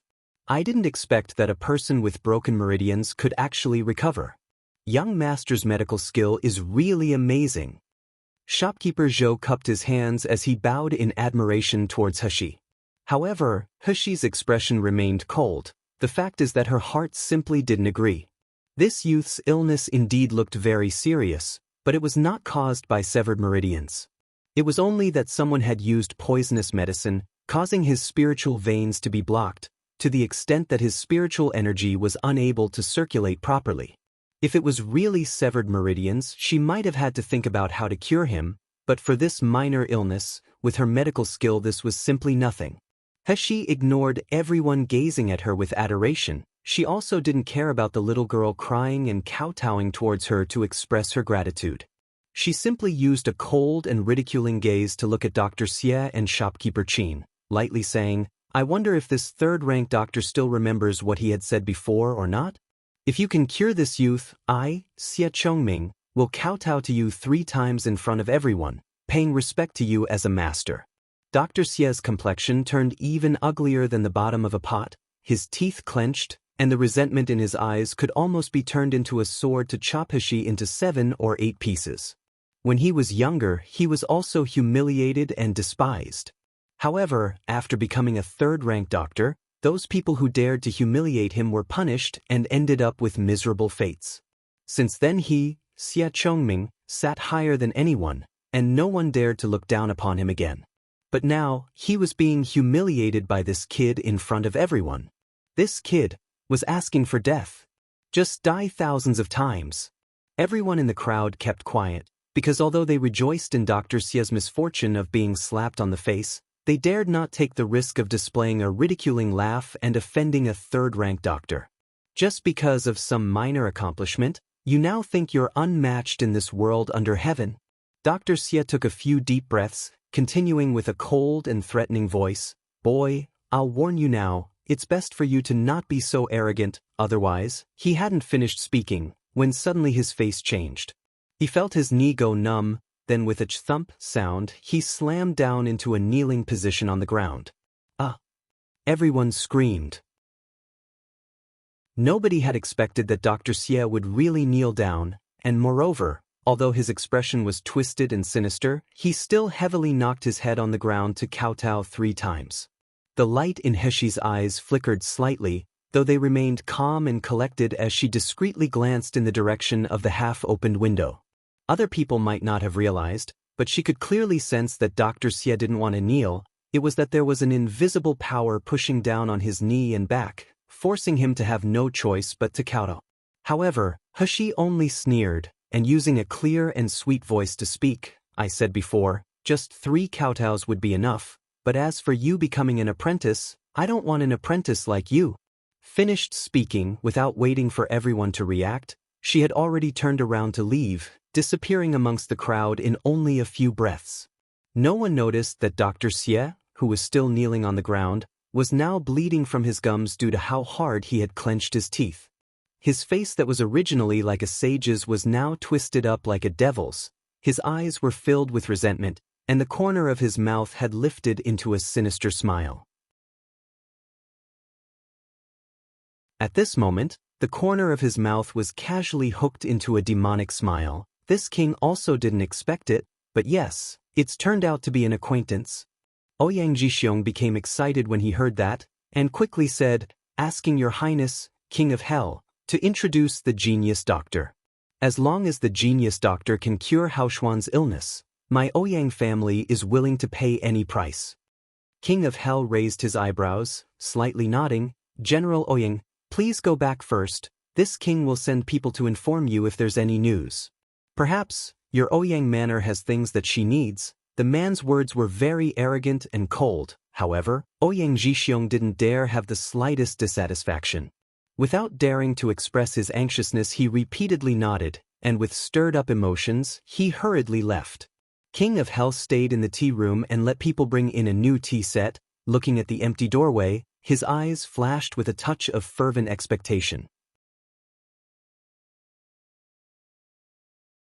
Chapter 53, Hell King's Invitation. Just as Heshi left East Street, she suddenly felt a shudder spread down her back, causing a tingling numbness to roam throughout her entire body. Her footsteps suddenly halted, and with an imposing expression, she stared at a point not far ahead of her, coldly shouting, "Who?" Her words were barely spoken when a man dressed all in black slowly appeared in front of her. This man looked to be about 25 or 26 years old. Silver string was used to tightly bind his hair, and he was wearing simple and plain clothes, yet his entire body was emitting a faintly biting cold and imposing aura. Heshi studied the man's expression, unaware that the man's heart was filled with bewilderment. To think that he is Qin Long, the Hell King's #1 guard. As an expert in hiding, he had never before made a mistake when tracking an expert of the Gold Core stage, so he never would have expected that he could be so quickly found by an ordinary person that lacked spiritual power. "Who are you?" When he heard He cautiously question again, Qin Long immediately diminished the imposing manner from his body, cupped his hands, and said, "Young master, please don't be alarmed. This subordinate has merely come on behalf of my family's prince to invite young master to go to Wan Feng tea house to chat." He's frowned slightly, her cautiousness not disappearing. Instead she became colder and strictly asked, "However, I don't know any prince. Isn't you who are mistaken?" Qin Long saw He turning around to leave, and quickly moved to block her. "Young master's medical skill has reached perfection. How can I be mistaken? I humbly request young master to go to Wan Feng tea house." He's eyes flashed with a touch of suspicion. She recalled that Dr. Xie was hit on 2 of his vital points with energy, so at that time there was obviously someone hiding and watching them. It was likely that person is this mysterious man's master. But regardless of who, it was of no concern to her. She slightly narrowed her eyes, and indifferently said, "Then if I don't go?" Qin Long's bright eyes turned cold with a threatening glare, his body emitting a bleak killing intention. "People invited by master have never not come."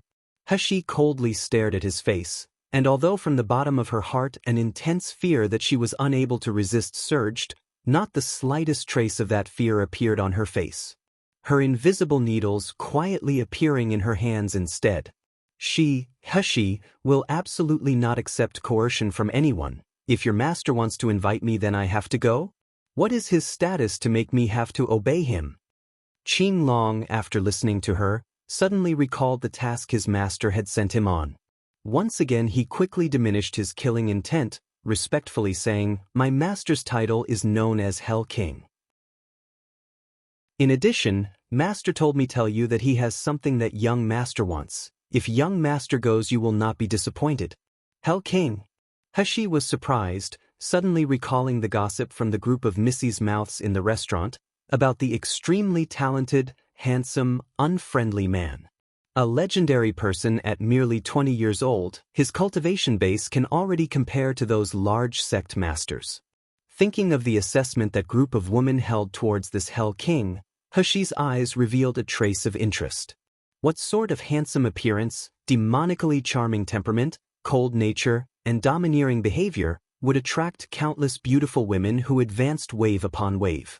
All of them are defeated by his looks, while he's never interested enough to even glance at them.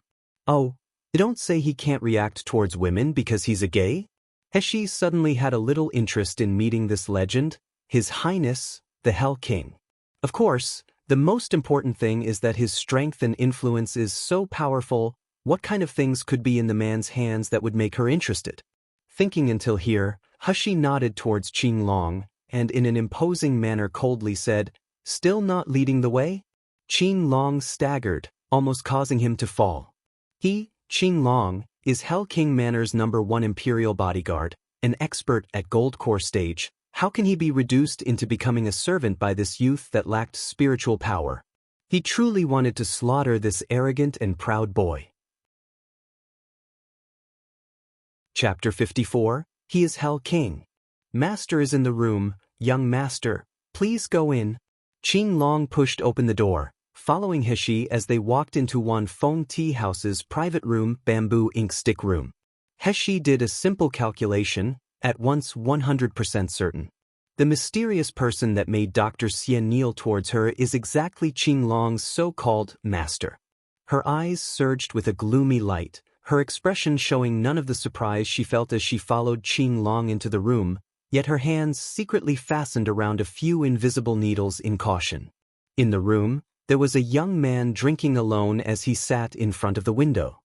His head slightly inclined to the side, facing the direction He entered from, the corner of his mouth revealing the trace of a mysterious smile. Sunset from outside brightened the room with the reddish-gold light of twilight. The multicolored rays softly landed on the man's long eyelashes, his slender fingers resembling the finest jade. His silver-white clothes were embroidered with a pattern of dark magic clouds, and being lit up by the sunset made him seem like a blood-soaked fairy, beautiful and dazzling, yet giving off a bloodthirsty demonic charm. Hashi suddenly halted. Her surprised expression was like someone had thrown a huge rock into the surface of a tranquil lake, causing waves to surge forth. Hashi felt that she was in a terrible situation. This man is Hell King? The legendary callous, domineering, and talented Hell King? Don't joke. This guy is clearly the one who broke into her room a few nights ago. It's the appearance of a favored prodigal son, the shameless and virtueless flower thief who wanted to eat her tofu. The man that was leaning against the window saw her shocked expression, like someone seeing a ghost. A touch of understanding couldn't help but flit across his eyes, his smiling expression evident. He straightened, beckoning towards Hashi. It's been a long time since we've last met. She-heir's change has certainly made this king really surprised. She-heir, your sister. You're she-heir, your whole family is she-heir. Hashi's mouth twitched. She endured it for quite a while before gnashing her teeth. This young master, apparently you and I are unfamiliar, not to mention, who is she-heir? Aren't you mistaking people? Her implication barely fell, when Hashi suddenly felt a lofty figure abruptly and firmly envelope her in their shadow before her eyes. The powerful aura the figure gave off was just like Mount Tai, the pressure making her unable to breathe. However, the more oppressive the aura, the more tenacious her temperament became. Neither servile or overbearing, her eyes were flickering with a luminous radiance. A hand suddenly gripped her chin and forced her to lift her head. As her head was raised, she came into contact with a pair of deep and serene eyes, as cold as a deep lake, reflecting her shimmering figure. The man leaned closer to her. His low and gentle voice was slightly husky. See, it was precisely this pair of beautifully unique and unmatched purple eyes that first captivated this king. How can I ever forget them? Your appearance has indeed changed dramatically. Moreover, you've used an unusual method, so even this king was almost deceived by you. But unfortunately, your eyes eventually betrayed you. Heshi's expression suddenly sank, her heart extremely depressed. She didn't carefully observe Naylan Heshi's eye color before, only vaguely remembering they were black, but occasionally, when her mood was stirred up, they will flash with a purple light. However, who would bother to pay attention to the change of a person's eye color? She hadn't expected to go so far, only to unexpectedly to fail through the lack of a final effort, making it so this perverted man could recognize her.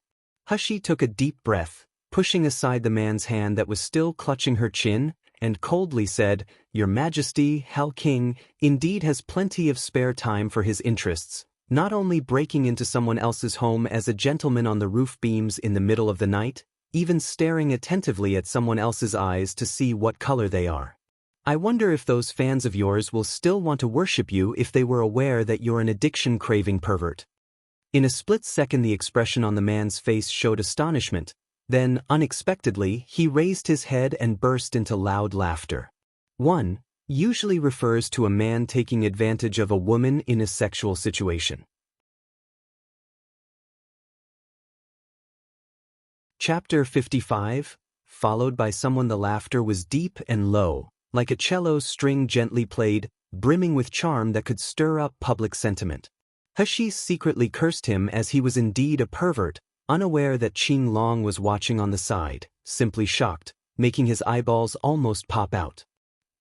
He has never seen his master laugh heartily without restraint like this, with a simple amused smile, instead of the usually casual and indifferent smile or sneer. But unexpectedly master could be happy because of a beautiful youth. Moreover, this scene is too weird as with an ambiguous expression, he had recently gripped that youth's chin. From the bottom of his heart, Qing Long was at a loss. Don't tell me that previously master wasn't close to women not because he detested them, but because his sexuality is abnormal? Hashi raised her head to look at the laughing man, seeing his beautiful and picturesque face. It was like bamboo blowing in the breeze, good-looking and refined. His laughing appearance was radiant, momentarily making people unable to shift their eyes from him. The man lowered his head to see Hashi gazing at him with a somewhat blank and distracted look, her eyes reflecting gleaming waves of emotions. An inexplicable trace of happiness flashed in his heart that he himself did not notice as he slowly said, "I am called Nan Gongyu." Hushi startled, not understanding why his shining eyes and deep husky voice were able to make her heart somewhat agitated. She took a step back and coldly said, "Why is what you're called any concern to me?" Nan Gongyu did not answer her, instead returning to sit back at the side of the window, pointing to the position opposite him while he laughed. "There is no need for she air to be so cold. Our friendship is so close that we have even talked at night under the candlelight." "Curse it all. Who talked with you in candlelight? And until when do you want to keep calling this damnable name of she air?" The corner of Heshi's mouth twitched several times as she grit her teeth. "We are not familiar, so please call my current name, Shiyu, thank you." Nan Gongyu raised his eyebrows, and with a meaningful smile said, "As it turns out, it's young Master Shiyu. It's an honor to meet you at last." Heshi could feel the teasing in the man's eyes as he looked at her, her complexion becoming very ugly. But even so, she still walked the few steps to the place opposite Nan Gongyu, acting righteous as she sat down. Just when she went to speak, Nan Gongyu suddenly leaned forward. Reaching out his hand, he removed the jade hairpin that bound her hair. "What are you doing?" Heshi asked as she jumped forward in shock. Fortunately, wet Nurse Chen had combed her hair into a man's hair bun well, so even when the jade hairpin was removed, the brocade that was helping to bind her hair didn't completely loosen. Nan Gongyu lifted the hairpin in front of his eyes to glance at it, then with a smile that wasn't a smile said, "Really a foolish child, even unaware that you were followed." Heshi's heart momentarily trembled with fear. She didn't even care that he called her a foolish child. "You said I was followed? What does that mean?" Nan Gongyu turned his gaze outside the window, landing on an unremarkable, remote corner across the street. His eyes suddenly flared with a stern light. The next moment, from the originally empty corner, where not a person was in sight, there now echoed a depressed groan. Following that, a man wearing unremarkable black clothes staggered out from the corner and with tumph, fell to the ground. Looking down from the second floor, Heshi could clearly see blood flowing from the man's mouth, his gaze full of fright as it turned hazy, and in the blink of an eye, his breathing stopped. Heshi's gaze slowly fell on Nan Gongyu, her heart overwhelmed with shock. There was a faint smile still hanging on his elegant and outstanding face, making him seem like a harmless person. But who would have thought that this man could actually be able to silently strike people dead from a distance, between speaking and talking? In the end, what kind of terrible strength does this Hell King before her eyes possess? Heshi composed herself until all that was left was a slight lingering fear in her heart. If Nan Gongyu hadn't helped her, she would have been totally unaware that she was followed all the way here. Chapter 56. You can call me Yu. The top of this hairpin was marked by someone? Although it was a question, her tone was already very sure. Nan Gongyu used a single hand to wipe down the jade hairpin while answering, "This is the tracing imprint. People that use this kind of imprint need to separate a portion of their fundamental essence, the spirit from within their body, to attach it on the person that they want to follow. So as long as your body is still infected by this imprint, even if you're separated by thousands of miles, they can still easily find you. Shiyu, you're too talented to lower your guard." Heshi's countenance became heavy, pursing her lips as she considered his words without speaking. Nan Gongyu seemed to understand her doubts as he waved his hand for Qing Long to go out first, then said, "Apparently, it seems like you still don't understand what it is you've done." What she had done? It was merely saving a person's life in the middle of the street. Is it necessary to make such a fuss, even separating the fundamental essence of a spirit to follow her? Heshi somewhat blankly raised her head to look at him, her expression indescribable, somehow foolish yet still adorable. Nan Gongyu's eyes exposed a slight smiling expression. Suddenly he wanted to extend his hand to pinch her cheek. "As far as I know, in this entire Miluo continent, only a doctor of 8th rank is able to heal a fracture of the muscle and tendons, and an 8th rank doctor's cultivation base is at the very least nascent soul stage. Even more, many people in Jinling country are simply unaware that it's possible to treat a muscle and tendon fracture.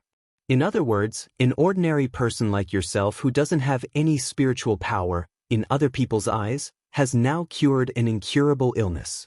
Do you still think this matter isn't a big deal? After hearing this, Hushi's face revealed a surprised expression. Indeed, she didn't have any idea about how the doctor's rank worked. However, she did know that Nascent Soul Stage is absolutely the top-ranked expert amongst martial artists. But you're smart, not using your true identity in front people. Nangong Yu's burning gaze swept over her elegant like snow complexion. Tell me, if the Nalan family knew of your ability, will they still regardlessly abandon you to the other courtyard? Heshi's face turned cold in a flash. Your Highness, Hell King likes to joke. I don't have any relationship with Nalan Manor, not in the past, and I won't in the future. She had barely finished speaking, yet suddenly, a dark figure was before her eyes. Unaware of when it had happened, Nangong Yu had unexpectedly leaned his body over, and with a gentle movement, inserted the jade hairpin back into her hair. Heshi felt warm breath on her face, making her heart flustered, and she instinctively wanted to retreat. Yet her slender wrist was tightly detained by a warm and wide palm. Nangong Yu gently pulled her towards him, the corner of his mouth holding a demonic smile, while his voice held an oppressive tone not allowing for disobedience. I said I'm called Nangong Yu, you can call me you. Next time if you call me your Highness, Hell King again. Nangong Yu hadn't finished speaking, when suddenly he saw Heshi slightly frown. Loosening his grip he raised Heshi's sleeve, revealing purple bruises that covered her entire arm. A portion of the evil tendencies that lived in his heart surged, mixing together with an indescribable vexation and distress.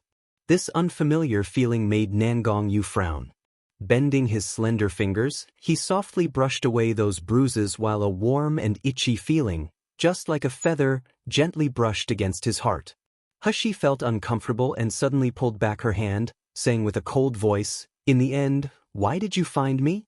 Nangong Yu, who had suddenly lost control under the warm, soft satiny sensation of her skin, slightly narrowed his eyes. "If it's not important then I can't find you? In this world there are numerous women and in order to meet him, Nangong Yu, they have fought with all their strength. Unexpectedly, this little girl dares to ignore his affection."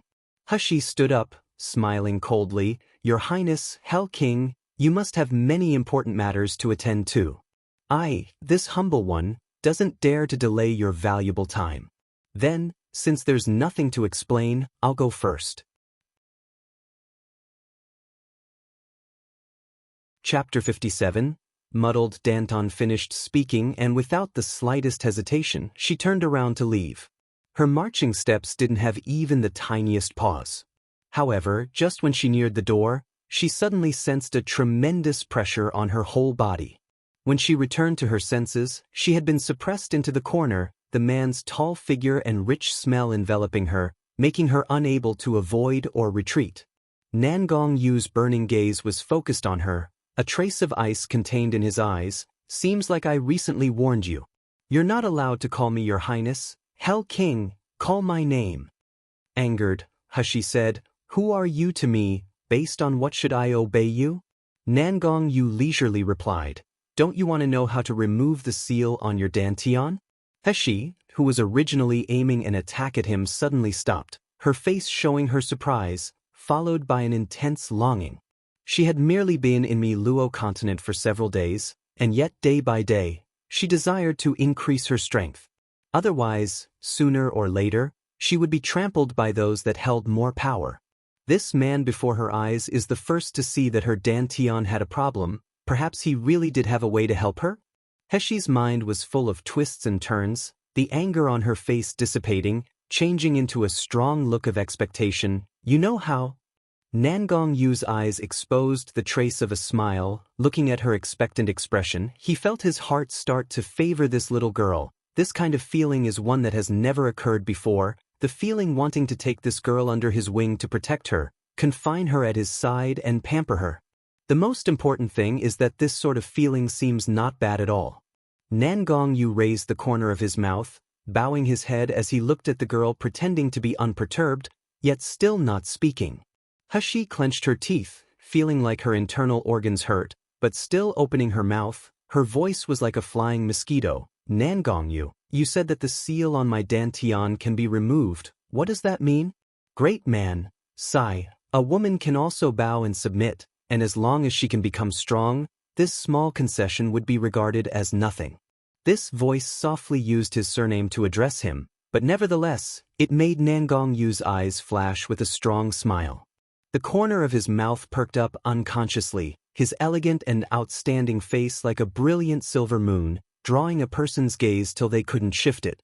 Hushi was somewhat stunned, her mind flashed with an indescribable thought. I only called his name, is it really something that would make him so happy? Quickly, Nangong Yu restrained his smile. Have you ever heard about a muddled danton? Hushi blankly shook her head. For a martial artist with a muddled dantian, their cultivation of spiritual power is not divided into 5 elements so they can freely change which one they use, and their reserves of spiritual power far surpass a common dantian. Therefore, martial artists that possess a muddled dantian, whether it is cultivation speed or strength, it will be much better than a martial artist of the same rank. Heshi's eyes opened wide. You mean, I have a muddled danton? Nangong Yu smiled as he nodded, his eyes carrying a gentleness that even he himself did not notice. But I remember the spiritual root test I did when I was a child. At the time, that black stone did not react in the least. That was why Nalan Jingze was able to completely abandon me, exiling me to the other courtyard. If I really do have a muddled dantian, how could a 4th-rank doctor like Nalan Jingze not have noticed it? The black stone is used to test a person's cultivation, the innate talent and attribute of their spiritual power. So when tested, the black stone will emit different colors, representing different attributes. When the color reaches its clearest, that would mean that was the cultivator's innate talent.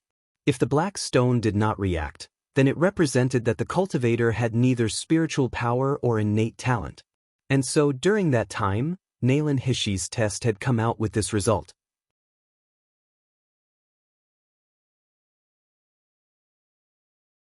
Chapter 58, Sealed State. Nangong Yu laughed lightly. If I'm not mistaken, your dantian has been in a sealed state since a long time ago. This seal is extremely mysterious and powerful. Even I'm unable to confirm what kind of ancient method was used, so it's only natural that Nalan Jingze couldn't notice it.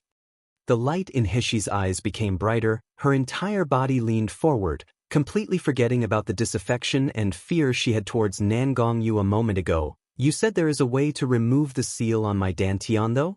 After removing the seal, I'll be able to cultivate like normal?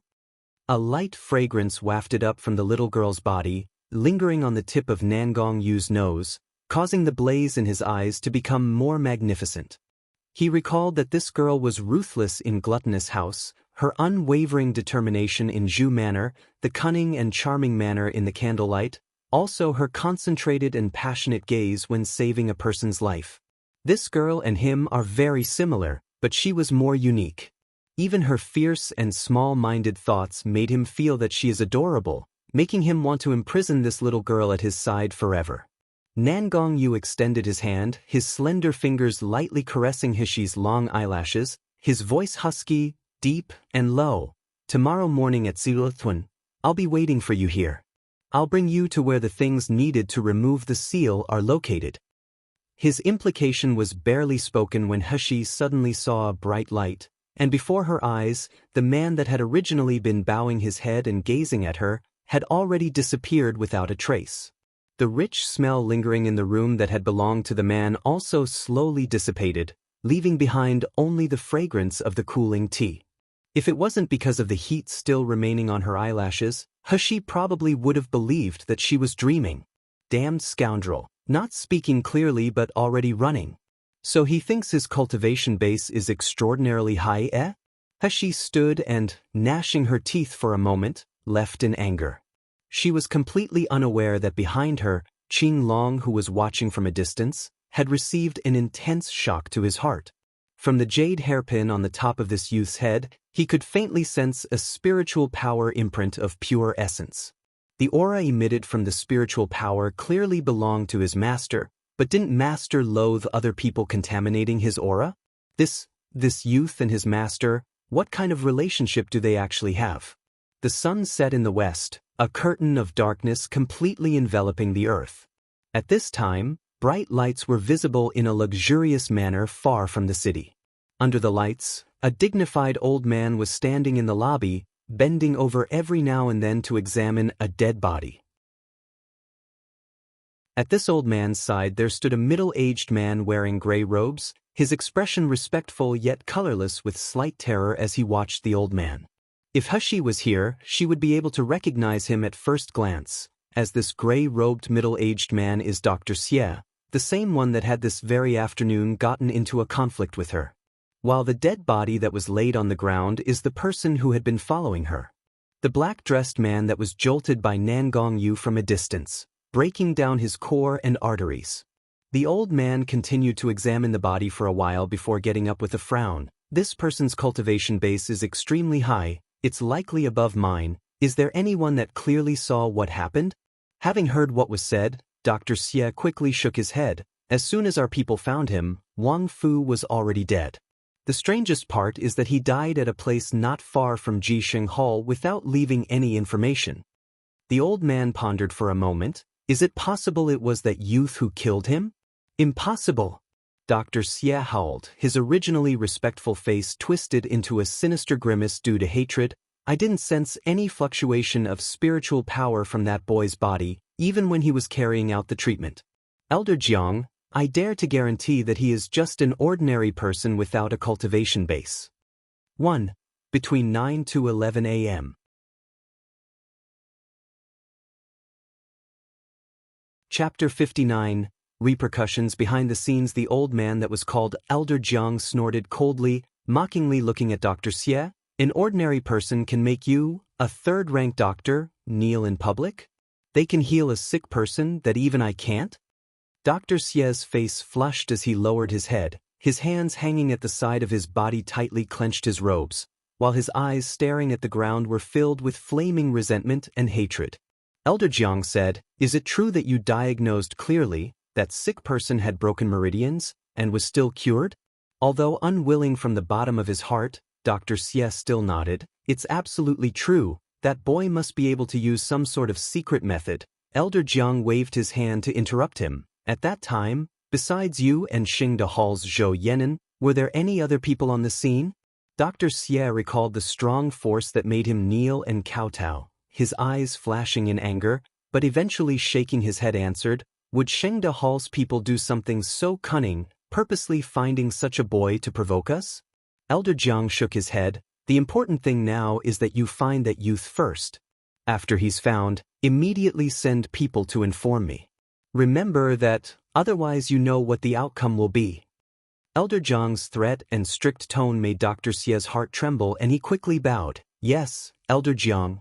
Dr. Xie withdrew in fear and trepidation as Elder Jiang watched his retreating back, his eyes alight with a greedy and fervent flame. Xie Chongming, that idiot doesn't truly understand, but he himself knows better than anyone. To heal a fracture of the meridians, only an 8th-rank doctor has the ability to accomplish it. If an insignificant ordinary person can achieve it, if his Jiang family were to have this skill, then for him to join the Doctors Association is just around the corner. Their Jiang family has hidden and stayed quiet in Yanjing City for so many years. Without this situation occurring, they would have to stay for hidden longer. His Jiang family was determined to win over that youth and obtain the secret method in his hand. At the same time, Xingde Hall's shopkeeper Zhou Yenin, was with his master to report today's matter.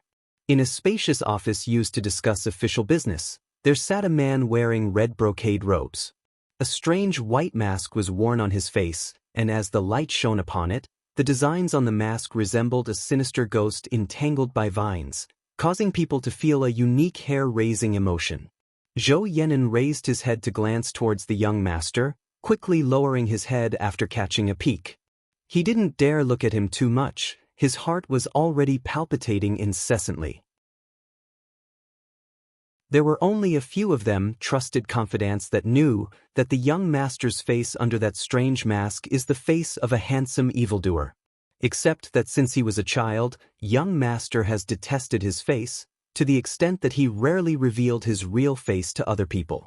Thinking of young master's real face, Zhou Yenin couldn't help but recall the youth who saved that boy in the afternoon. Handsome and unfriendly, Not arguing over victory and defeat, the youth's appearance was just like fine jade, pure and proud like heavenly mountain snow. Compared to young master's alluring evildoer looks, it was completely different. Just thinking about that youth was enthralling him, when suddenly he heard a man's languid voice. Is that ordinary person really able to heal fractured meridians? Indeed, it's somewhat interesting. If there really is someone with such a miraculous skill, perhaps the entire course of Jean Ling's doctor cultivation world will change. Zhou Yan'an quickly made sure to pay attention, bowed, and asked, "Young master, about the matter of if we need to dispatch our people to find that youth?" It's not that he hadn't sent people to follow that youth, but the strange thing is, after just passing a corner, they had lost sight of the youth's figure. Moreover, as far as he knew, Ji Xinghall's people had the same issue, returning home without any achievement.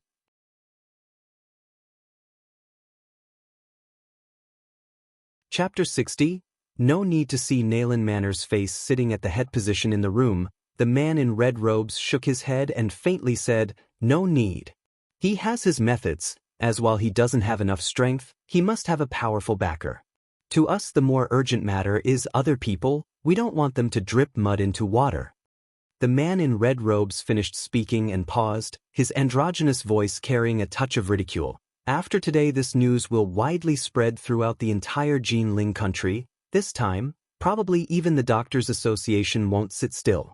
This show will certainly be interesting. Yan'an, you've probably guessed which side will profit in the end?" Zhou Yan'an didn't dare to answer. However, in his mind's eye a picture flashed of the youth's face when concentrating on the treatment, his heart surging with a trace of worry.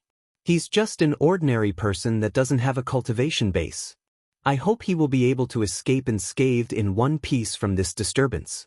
The following night a rumor started that there is a strange, beautiful youth with an ordinary body, and using a new method that has never been seen before, he's able to heal a sick person with fractured meridians. This news quickly spread to every corner of Yanjing City. Many people inquired about the genius youth doctor's whereabouts. Especially eager to know were those from Nayland Manor and other doctor families. Of course, this news was spread about later. At this point in time, Hishi, the person involved, still had no idea about any of this happening. When the color of the sky turned dark, Hishi returned to her courtyard still disguised as Shiyu. Wet Nurse Chen was greatly surprised when she saw her. When Hishi had left before, she had changed into men's clothes and combed her hair into a man's hairstyle, with her appearance still that of Nayland Hishi. But what Wet Nurse Chen didn't expect was that when Hishi returned after being gone for a day, her complexion would be soft and alluring, just like snow. She was still dressed in the clothes of a man, if she changed into the clothes of a woman. Hishi saw Wet Nurse Chen's surprised expression and had no choice but to randomly tell a lie in explanation. "When I was outside today I ran into Xingde Hall's shopkeeper Zhou. He said my complexion looked pale because my body had accumulated too many impurities and poisons. Shopkeeper Zhou was kind, he gave me a pill to cleanse my muscles and tendons. After that I became like this." Wet Nurse Chen was overjoyed at this good news. She touched Hishi's face and cried, Right. This is certainly the result of cleansing your muscles and tendons, as young Miss appearance is now very similar to Madam's. Compared to how you looked before, this is more natural. I'm definitely not wrong. It's because your illness is now cured that your original appearance has been restored. Xingde Hall's shopkeeper Zhou really is a benevolent and righteous person. Young Miss, you must properly express your gratitude towards him in the future. Hishi didn't know whether to laugh or cry as she could only agree to appease Wet Nurse Chen, then ask, "Wet Nurse, did the 10 slaves I bought already arrive?" Wet Nurse Chen returned to her senses at once. With anxiousness she quickly answered, "Young Miss, our courtyard doesn't even have enough food for us. Why did you buy more slaves? How can we live if Nayland Manor doesn't give us our monthly food allowance?" When Wet Nurse Chen had suddenly seen the slaves arriving before their door that afternoon, she had thought that it was people coming for revenge, scaring her until she almost passed out. But after hearing they were the slaves Hishi bought, that made her so shocked she wasn't able to speak. The corner of Hishi's mouth raised, and from her storage ring she withdrew a portion of food and crystal stones, laughing lightly. "Wet Nurse Chen doesn't need to worry about the matter of money. This is the reward I received from buying my slaves. In the future we won't have to see Nayland Manor's face again and wait for them to help us. Wet Nurse, can you go call the 10 slaves I bought and bring them here? Wet Nurse Chen harbored doubt in the bottom of her heart, yet still felt both happy and anxious as she retreated. Soon, those 10 slaves named Jia, Yi, Bing, Ding, Wu, Ji, Gung, Xin, Ren and Gui paid their respects to Heshi with reverential faces.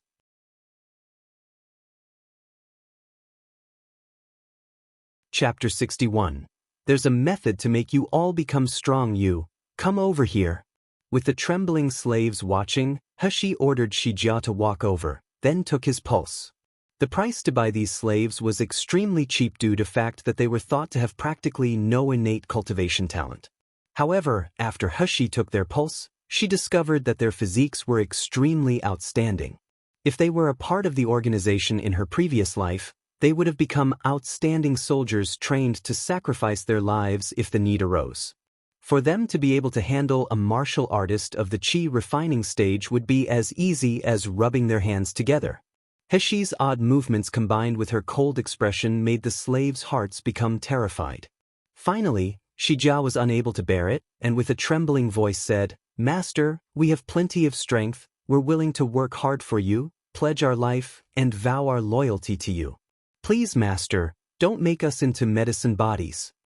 A so-called medicine body and pigmeat actually had the same concept, but a medicine body didn't have any cultivation base, so their ending was even more miserable than that of pigmeat. Heshi knew their hearts were apprehensive, so without beating around the bush simply said, "I know that all of your innate cultivation talent is no good, but I have a method that will make you all become strong. It's just that the process will be somewhat painful, so if any of you are unwilling, then you'd better mention it now. As for becoming medicine bodies, you can rest assured, I'm completely uninterested in that sort of thing." After hearing this, Shijia and the others were shocked yet happy. When they realized that Heshi wouldn't deceive them while being in charge of their lives and deaths, pleasantly surprised tears suddenly started dripping down their cheeks. No one could understand how truly desperate and low they were. They were abandoned by their own families, then abandoned by society, left to wait in a cage for someone to pick them. Unfortunately, they were born into this martial artist world with a lack of innate talent, where the weak were prey to the strong. From the moment they became slaves, they never thought that they would have a chance to start a new life. As long as they can become strong, let alone bear a little suffering, they would be more than willing to climb a mountain of knives and cross a sea of flames. Shijia kneeled down, kowtowing with tearful eyes. "Master, I'm willing, as long as I have the chance to become strong, even if I die, I'm willing." Soon, the other 9 slaves were kneeling and kowtowing too, many of them bursting into tears, some of them even shouted "Long live" 3 times to Heshi. However, while Heshi's expression didn't change, her voice became colder. "I'll give you all a training plan in several days. The Tsung Mountain behind this courtyard will be your training location. Shijia, as the person in charge, every half a month I will come to check your progress. If someone dares to work half-heartedly, none of you will want to know the results. I'll give all of you a choice. If you want to abandon this chance, you can raise your hand now. Once started, I absolutely will not allow anyone to quit halfway. Do you all understand clearly?" "Yes, Master." The slaves kowtowed as they answered, their faces firm and resolute, none of them having the slightest intention of withdrawing. After dispatching the slaves, Heshi rejected Wet Nurse Chen's offer to bring her dinner, only saying that she had already eaten when she was out earlier. Then she entered her space. Once she entered her space, Heshi relaxed as she breathed in the strong spiritual energy, making the exhaustion in her entire body disappear without a trace. Mother, you've finally come. Dan missed you. Did you quickly come to see if Dan is doing all right?" Dan's eager and happy shouts reached her ears. Heshi laughed while entering Shumi Palace, gently placing a hand on Dan. "Is the stuff I gave you this afternoon delicious?" What Heshi was referring to are the leftover dishes for Dan that she packed when she was at the Intoxicated Immortal earlier.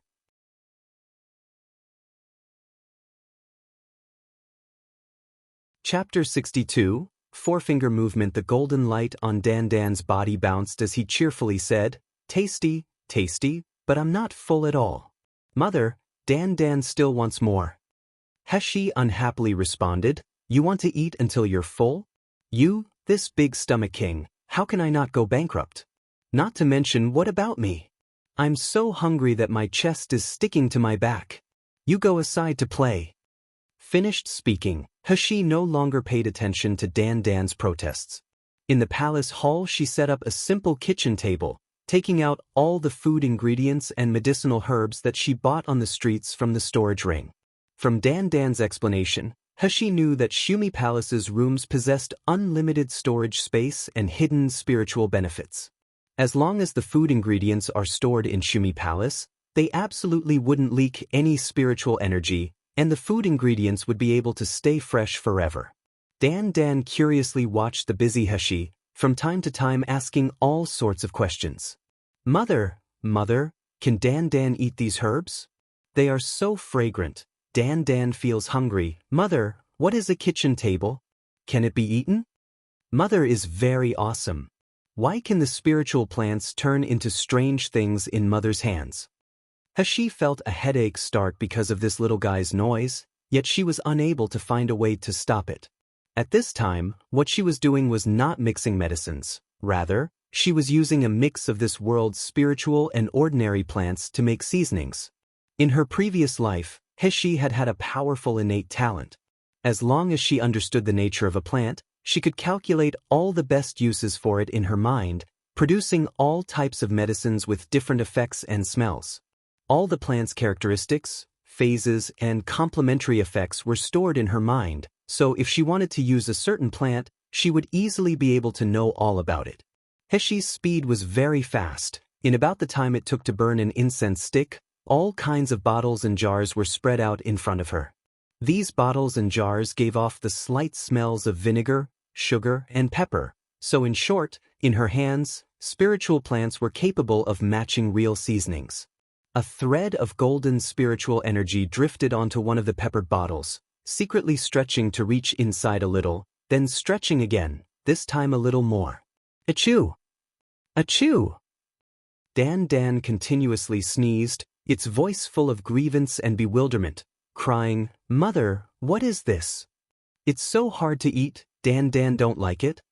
Heshi laughed. "If you don't like it, then when I'm finished, you're not allowed to eat any." Finished speaking, she grabbed a spiritual wind rabbit that was already dead, and with fast, nimble movements, she peeled the skin and bones, then placed it on a simple grill and began to roast it.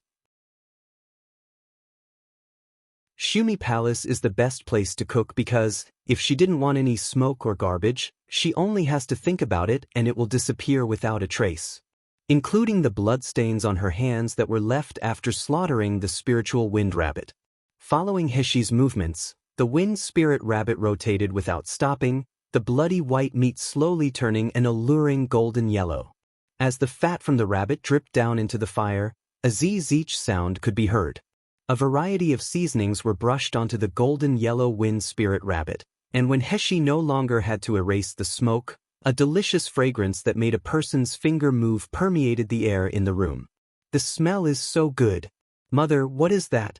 Dan Dan wants to eat that." Heshi laughed. "Didn't you say that you don't like it? Since you don't like it, you don't get to eat it." "Woo woo, Mother, Dan Dan was wrong. Dan Dan likes it, wants to eat it. Wants to eat it." Dan Dan begged and praised her, and with a miserable and eager expression said, "Mother is the most awesome mother in the world. Dan Dan has never smelled such a fragrant smell. Mother, give Dan Dan a little to taste."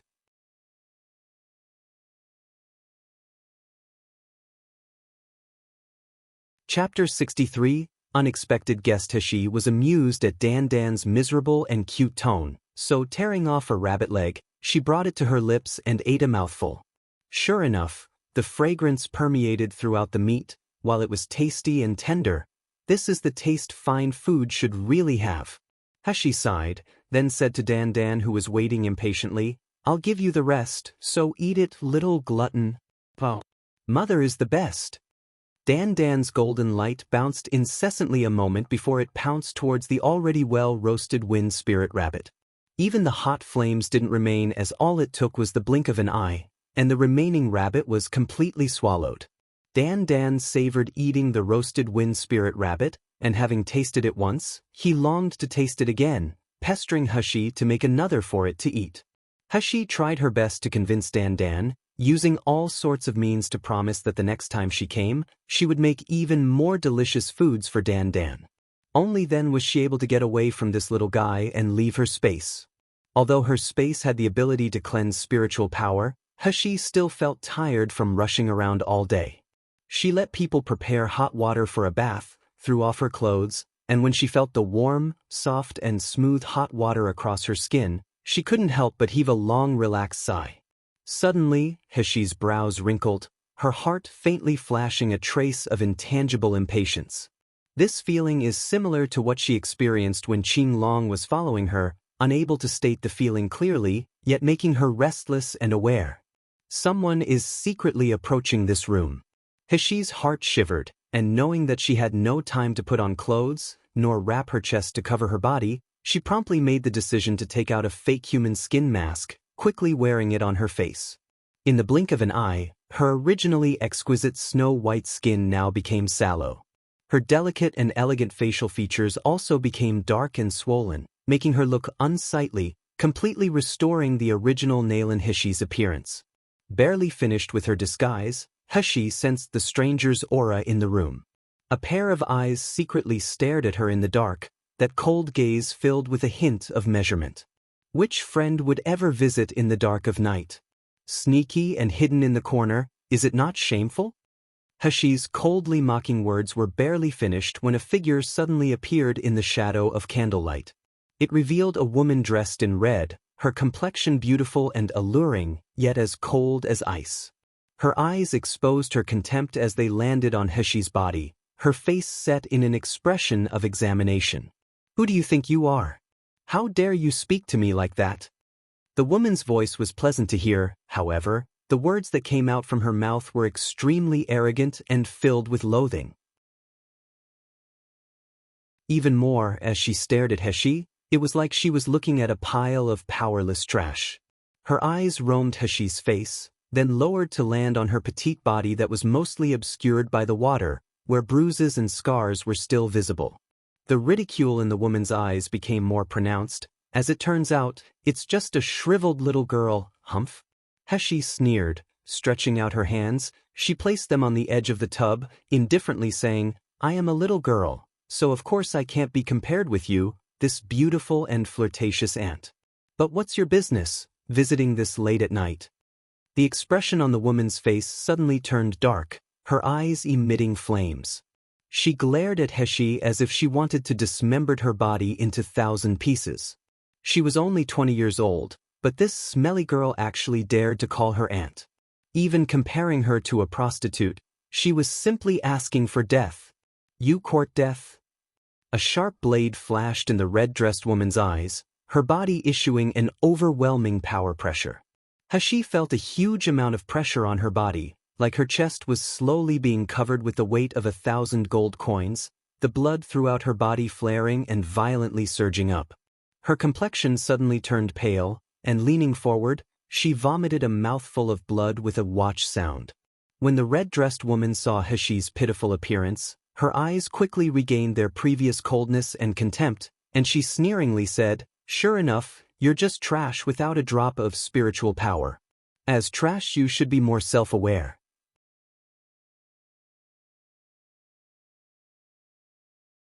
Chapter 64, Juke. The woman's words were not yet finished, when suddenly, her expression changed, her eyes revealing her shock.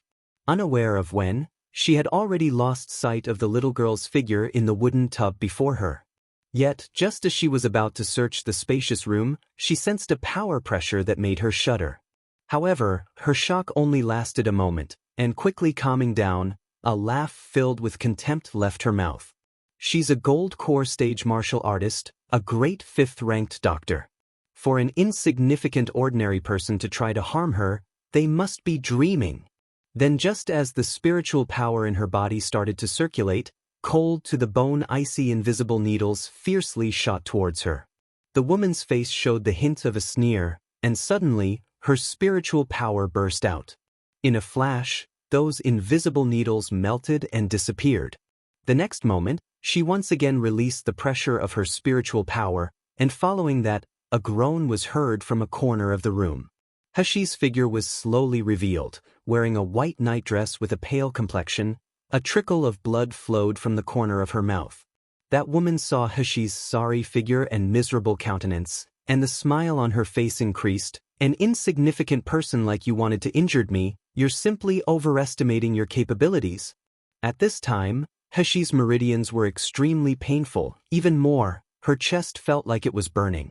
However, her eyes exposed a cold smile in their depth instead. Oh, is that how it is? Just because you say I'm unable to injure you, then I'm unable to injure you? Heshi had barely finished speaking, when the woman's mien suddenly changed. Reaching up, she touched her left cheek, feeling a dampness spread at the touch of her fingertips. She could feel a scorching pain on the skin of her face. You've dared to injure my face. You're asking for death.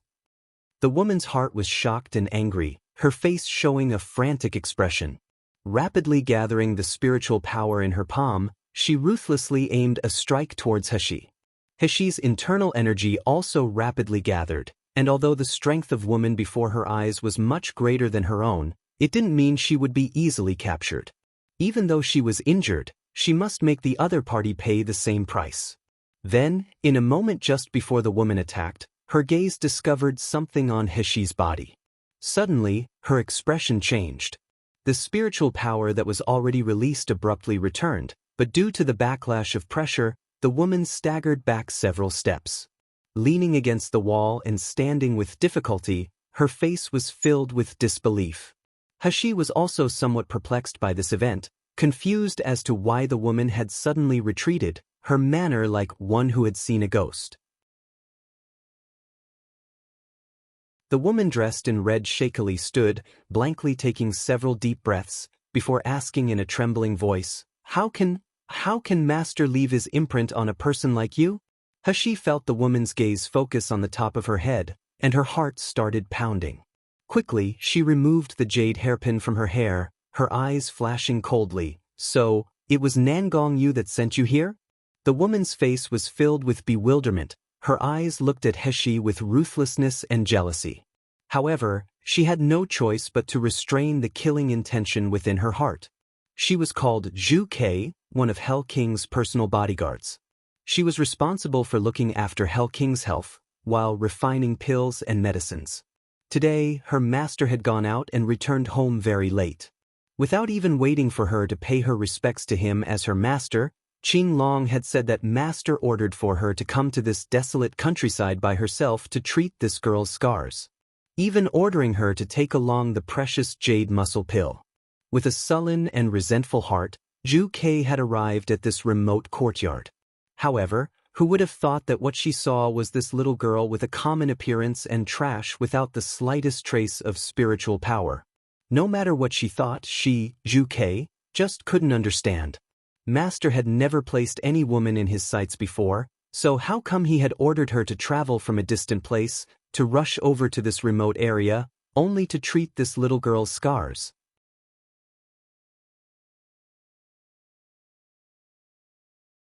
Chapter 65. You like Nangong Yu. She had originally wanted to teach this little girl a lesson, make her suffer a bit, and then warn her to stay away from Master.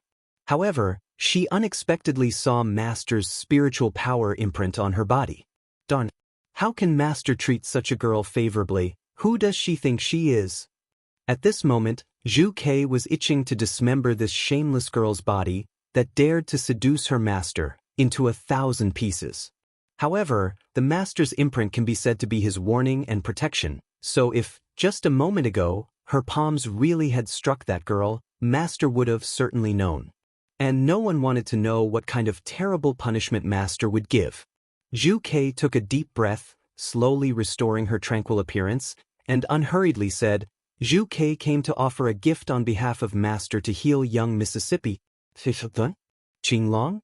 As expected of Nangong Yu's people. The coldness in Heshi's heart intensified, but even so, her face remained indifferent. Oh, then your healing skill must be really extraordinary. Just a moment ago, didn't that palm of yours want to kill me? Could it be that Dr. Zhuke has the ability to revive the dead, helping you find a way out of an impasse? Otherwise, what explanation would you give to your master if you killed me? Heshi's eyes narrowed slightly in silence when Zhuke coldly replied, I'll warn you now, don't even think about telling master about today's matter. I've been accompanying master since I was a child, you're just a stranger close to master by chance. He at most only sees you as a pet he can tease. You tell me, if you tell him, will he believe you or me? Even if I had lost control and accidentally killed you before, do you really think master would punish me for an insignificant person like you? Finished speaking, she took out a porcelain bottle and threw it to Heshi, warning in a cold voice, remember, stay away from my master. Master is not someone an ant like you can covet. Heshi's cold eyes looked at her contemptuously, and with a disgusted expression, the tip of her brows suddenly raised. With a slight smirk she said, you like Nangong Yu, right? Zhu Kei's face turned white, her voice suddenly shrill, You talk nonsense? Oh, I hit the mark. Heshi leisurely said, I wonder though, does your master know the thoughts you have towards him? You shut up. If you dare babble nonsense again, whether you believe me or not, you'll what? You'll kill me to silence me? That depends on whether you have that ability.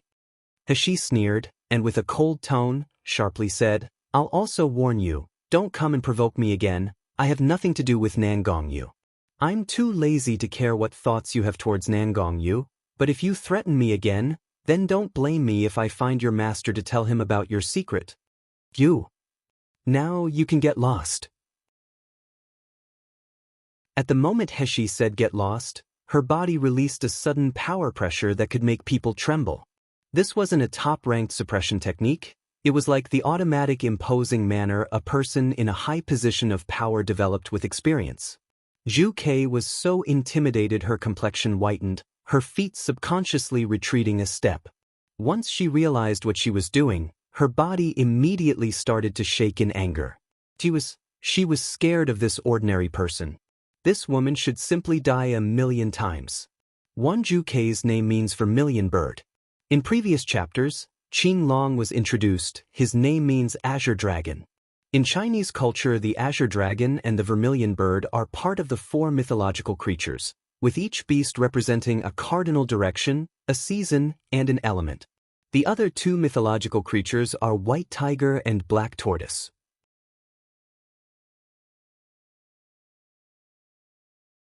Chapter 66, Scars Remain for a Lifetime. Zhu Kei's heart was filled with hate, but remembering her master's imprint, she only glanced at Heshi with gloomy and cold eyes, before flinging her sleeves and leaving.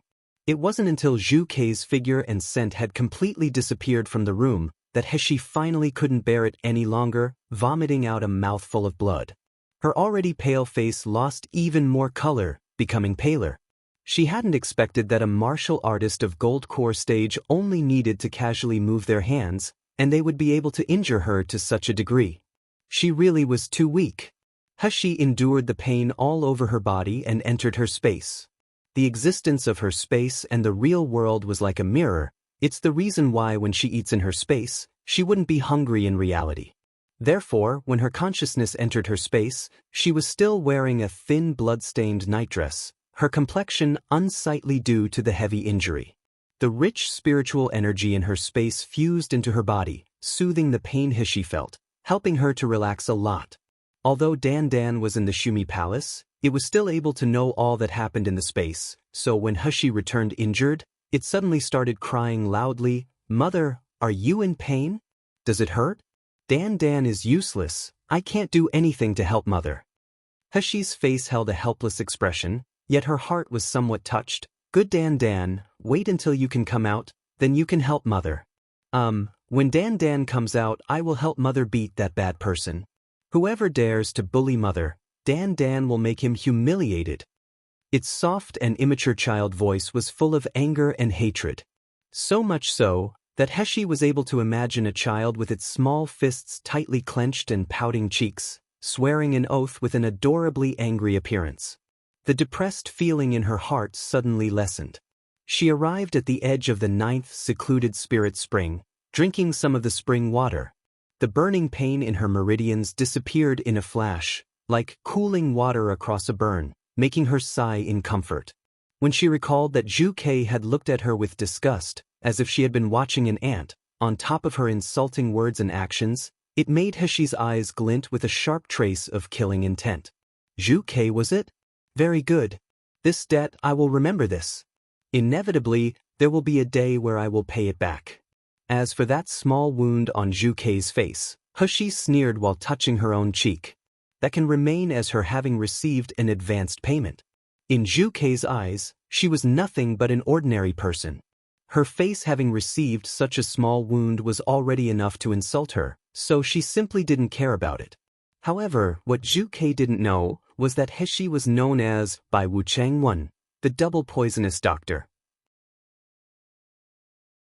In her previous life, her opponents had been afraid to come within 10 meters of her, and that is because anytime, anywhere, there would always be extremely poisonous and incurable poisons in her hands. And Zhu Kei, if she discovered that the scars were unusual earlier, perhaps there would still be time to use spiritual power to tend to the poison, but if it's too late, she should be prepared to live with the scars for a lifetime. Although she was already very tired, Heshi still took out the spiritual plants she had bought today, proceeding to concoct all kinds of poisons. There was anesthesia, blood-sealing throat poison, and a large assortment of poisons that could either injure or kill a person. There were also poisons that could cause a person to be in so much pain, they would want to die. The confrontation with Zhu Kei had made Heshi profoundly understand that in this world, it was those with power that had the upper hand. Before she was able to remove the seal on her dantian, she must have strategies in place to defend herself. Suddenly, in her mind, there flashed an image of Nangong Yu's handsome and outstanding appearance, his eyes luminous as they gazed towards her. Heshi narrowed her eyes, quickly dispersing this visual from her mind. Once all the poisons were concocted properly, Heshi released a relieved breath. Just as she was about to exit her space, she suddenly touched the bottle of medicine in the pocket of her nightdress. Opening the bottle's lid, a strong and pure medicinal fragrance permeated the air. What Zhu Kei had said was right, this is indeed a good medicine. 1. Hei Wuchang always bring disaster, while Bai Wuchang, although also scary and feared, is believed to sometimes bring wealth too. Wuchang means changeable and unpredictable. Understandably, it would be terrible to have to deal with someone or something that's devoid of constancy and reliability. The Heibai Wuchang, literally black and white impermanence, are two deities in Chinese folk religion in charge of escorting the spirits of the dead to the underworld. As their names suggest, they are dressed in black and white respectively. They are the subordinates of Yama, the ruler of the underworld in Chinese mythology, alongside the ox-headed and horse-faced hellguards. They are worshipped as fortune deities in Chinese temples in some countries. In some instances, the Heibai Wuchang are represented as a single being, instead of two separate beings, known as the Wuchang Gei, literally, ghost of impermanence. Depending on the person it encounters, the Wuchang Gui can appear as either a fortune deity who rewards the person for doing good deeds, or a malevolent deity who punishes the person for committing evil.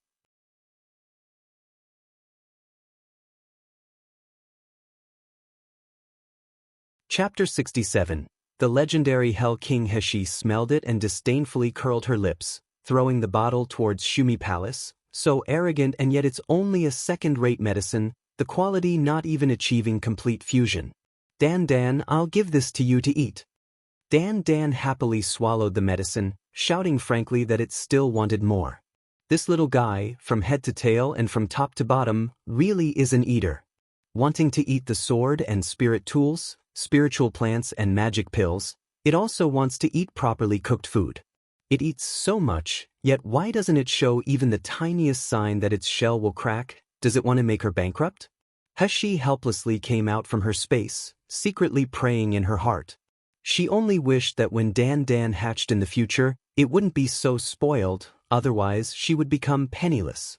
Waking up the next day, He happily discovered that the pain in her meridians and dantian had almost disappeared. After hesitating for a while, she finally decided to go on time to meet Nangong Yu at Wan Feng Tea House. Although Zhu Kei's warning and attack yesterday had made her very unhappy, being able to advance her strength is more important. However, just before she left, He called Mo-san to ask him about Hell King's background.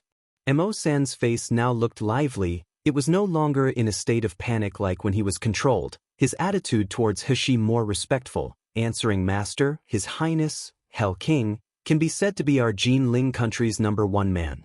Regardless of whether it's his strength or control, the power in his hand makes even Jinling's royal family, and every influential family, not dare to rashly provoke him. This subordinate once heard that he possessed amazing innate talent, becoming a gold core martial artist at the age of 15. At the time his core was formed, the ninth heaven's black thunder appeared in the sky, shocking the entire Mi-Luo continent. Afterwards, because all the influential parties were afraid of his powerful innate talent, they at once sent the highest-level martial artists to secretly kill him. But no one was able to injure the Hell King in the slightest. Instead, they all died in his hands. He frowned, her heart shocked by Nangong Yu's powerful strength. He was just 15 years old when he had reached Gold Core stage? Mo-san continued, it is said that the Hell King's outward appearance is handsome, just like a demon, surpassing the beauty of a woman, yet his temperament is extremely cold and mercilessly cruel when killing. 2 years ago, the troops from magical beasts in the west of Guijin mountain range suddenly assembled, invading Jinling's border in a large-scale attack. The king of Jinling dispatched several tens of thousand elite troops to face the enemy, but their general was killed by magical beasts, then the whole army was destroyed. At that time, people in Jinling were panicking, thinking that the day people would starve and their country would fall to ruin had come. Though unexpectedly, the mere 18-year-old Hell King had suddenly led thousands of Metal Chilan troops to the Guijin mountain range, and with his strength, he killed the leader of magical beasts, then annihilated the troops from magical beasts. Some people said that the war was extremely tragic, flesh and blood flying everywhere, people blown to pieces, until the soil on the battlefield on Guijin mountain range was soaked by blood, so that to this day, it's still a reddish-brown. For ordinary people near the battlefield, there's 7 apertures will shed blood because of the impact of the land. The title of His Highness, the King of Hell, was bestowed from the war. It means King of the Underworld, ruling over the life and death of the human world, controlling the 6 paths of reincarnation too. He momentarily couldn't calm down after hearing Mo-san's recounting. Extremely cold temperament, mercilessly cruel when killing, ruling over the life and death of the human world, controlling the 6 paths of reincarnation, but what appeared before her eyes was only a man with demonic charm and an annoying smiling expression. Were these 2 very different people really the same person? He ate breakfast, then seeing the time had reached 3, she prepared to leave. After just leaving the courtyard's small path, under the mount cliff not far away, she could see 2 children squatting.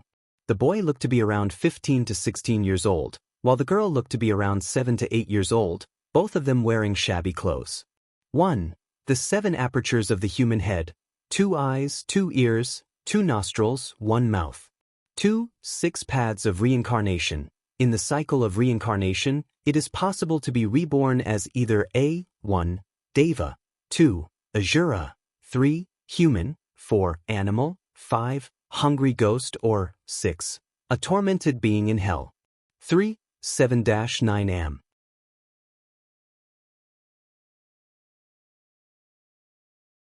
Chapter 68.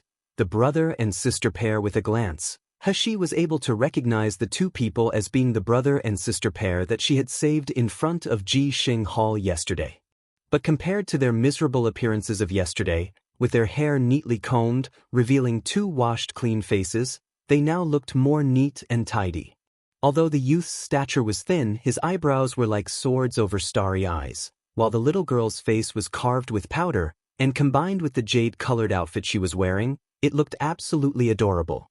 Together, they stood up when they saw He approaching, 2 pairs of bright eyes looking at her earnestly. The youth stepped forward, bowing gratefully. Many thanks to young master's kindness for saving me yesterday. My name is Wu Qi, this is my sister, Xiao Li. Today, the little girl's face looked innocently refreshed, not a trace of yesterday's sadness left. She bashfully hid behind the youth and timidly said, "Thank you for saving my brother yesterday." However, He immediately frowned while cautiously eyeing them. "How did you find me here?" She was able to cast off those people from Ji Xing Hall and Xingde Hall when they were following her, even discovering Qing Long's tracking of her. So how could she be found in front of her door by these two children? The youth, Wu Qi, sensed her cautiousness, quickly pulling the little girl out from hiding behind his back, explaining, "Young master, please don't be suspicious. We don't have any evil intentions and we didn't really follow you. Due to my sister Xiao Li's innate gift, she's able to communicate with animals and she asked the insects and birds that were hiding in every corner of the city. With that, we were able to find you here." He was shocked. She hadn't expected that there was a person who was able to communicate with animals in this world. Her gaze fell on the brother and sister, seeing the little girl named Xiao Li's blushing face. With her somewhat afraid look, it couldn't conceal the gratefulness and fondness in her eyes as she stared at He. He understood the thoughts of an innocent person more than anyone, that treasuring a jade ring would become a crime, getting a person into trouble on account of a cherished item. A person's talent will arouse the envy of others. This youth, without even the slightest hesitation, had just revealed their secret. Was it just to eliminate her suspicions towards them? As if understanding the direction of He's thoughts, Wu Qi quickly said, "I hope young master can take Xiao Li under your care, to ensure that her life is safe and sound." Xiao Li's ability was certainly very powerful. She was able to communicate with fish, birds, beasts, and all animals in the ground. For assassins, using the information to spy and investigate, it was simply a perfect weapon. However, a pie doesn't just fall from the sky. He didn't believe that she would gain a huge benefit just like that, without the need to take responsibility. Remaining calm and collected, she asked, "You can see that I'm merely an insignificant ordinary person without a cultivation base. Considering that my martial power isn't equal to yours, how can you think that I would be able to protect your sister? Besides, why should I help you too?" She'd saved this youth just because she had recalled the suffering in her past. While the most important reason was that she had wanted to understand medical treatments and the level of medical skills in this world, not out of any sort of compassion. He didn't need other people's gratitude. Wu Qi startled, staring blankly when he heard what was said. However, not the slightest trace of disappointment or anger appeared on his face. Instead, he suddenly knelt on the ground. "Young master, I Wu Qi, is willing to vow with my own blood. I will settle all accounts with my family's enemy. Then, when I come back, I will recognize you as my master and serve you. From now on, Xiao Li and I will only obey young master's orders." He raised her eyebrows. "You want to become my slaves?" "No." Wu Qi quickly shook his head. "We want to be young master's servants, not slaves. In Mi Luo continent, a slave can't have independent thoughts. They're also unable to cultivate to advance their levels. It can be said that their existence is the lowest of the low. As for a servant, although nearly the same, they have a master and servant relationship. They are perfectly happy and most willing to serve their master, just like Qing Long and Nangong Yu." You're tuning in to the Passion Pages YouTube channel. We're so grateful for your support and don't forget to subscribe to join us on this incredible journey through captivating stories. Your generosity through donations truly makes a world of difference, as it's the primary source of revenue that allows me to expand and enhance this channel for you. Thank you from the bottom of my heart for being a part of this adventure.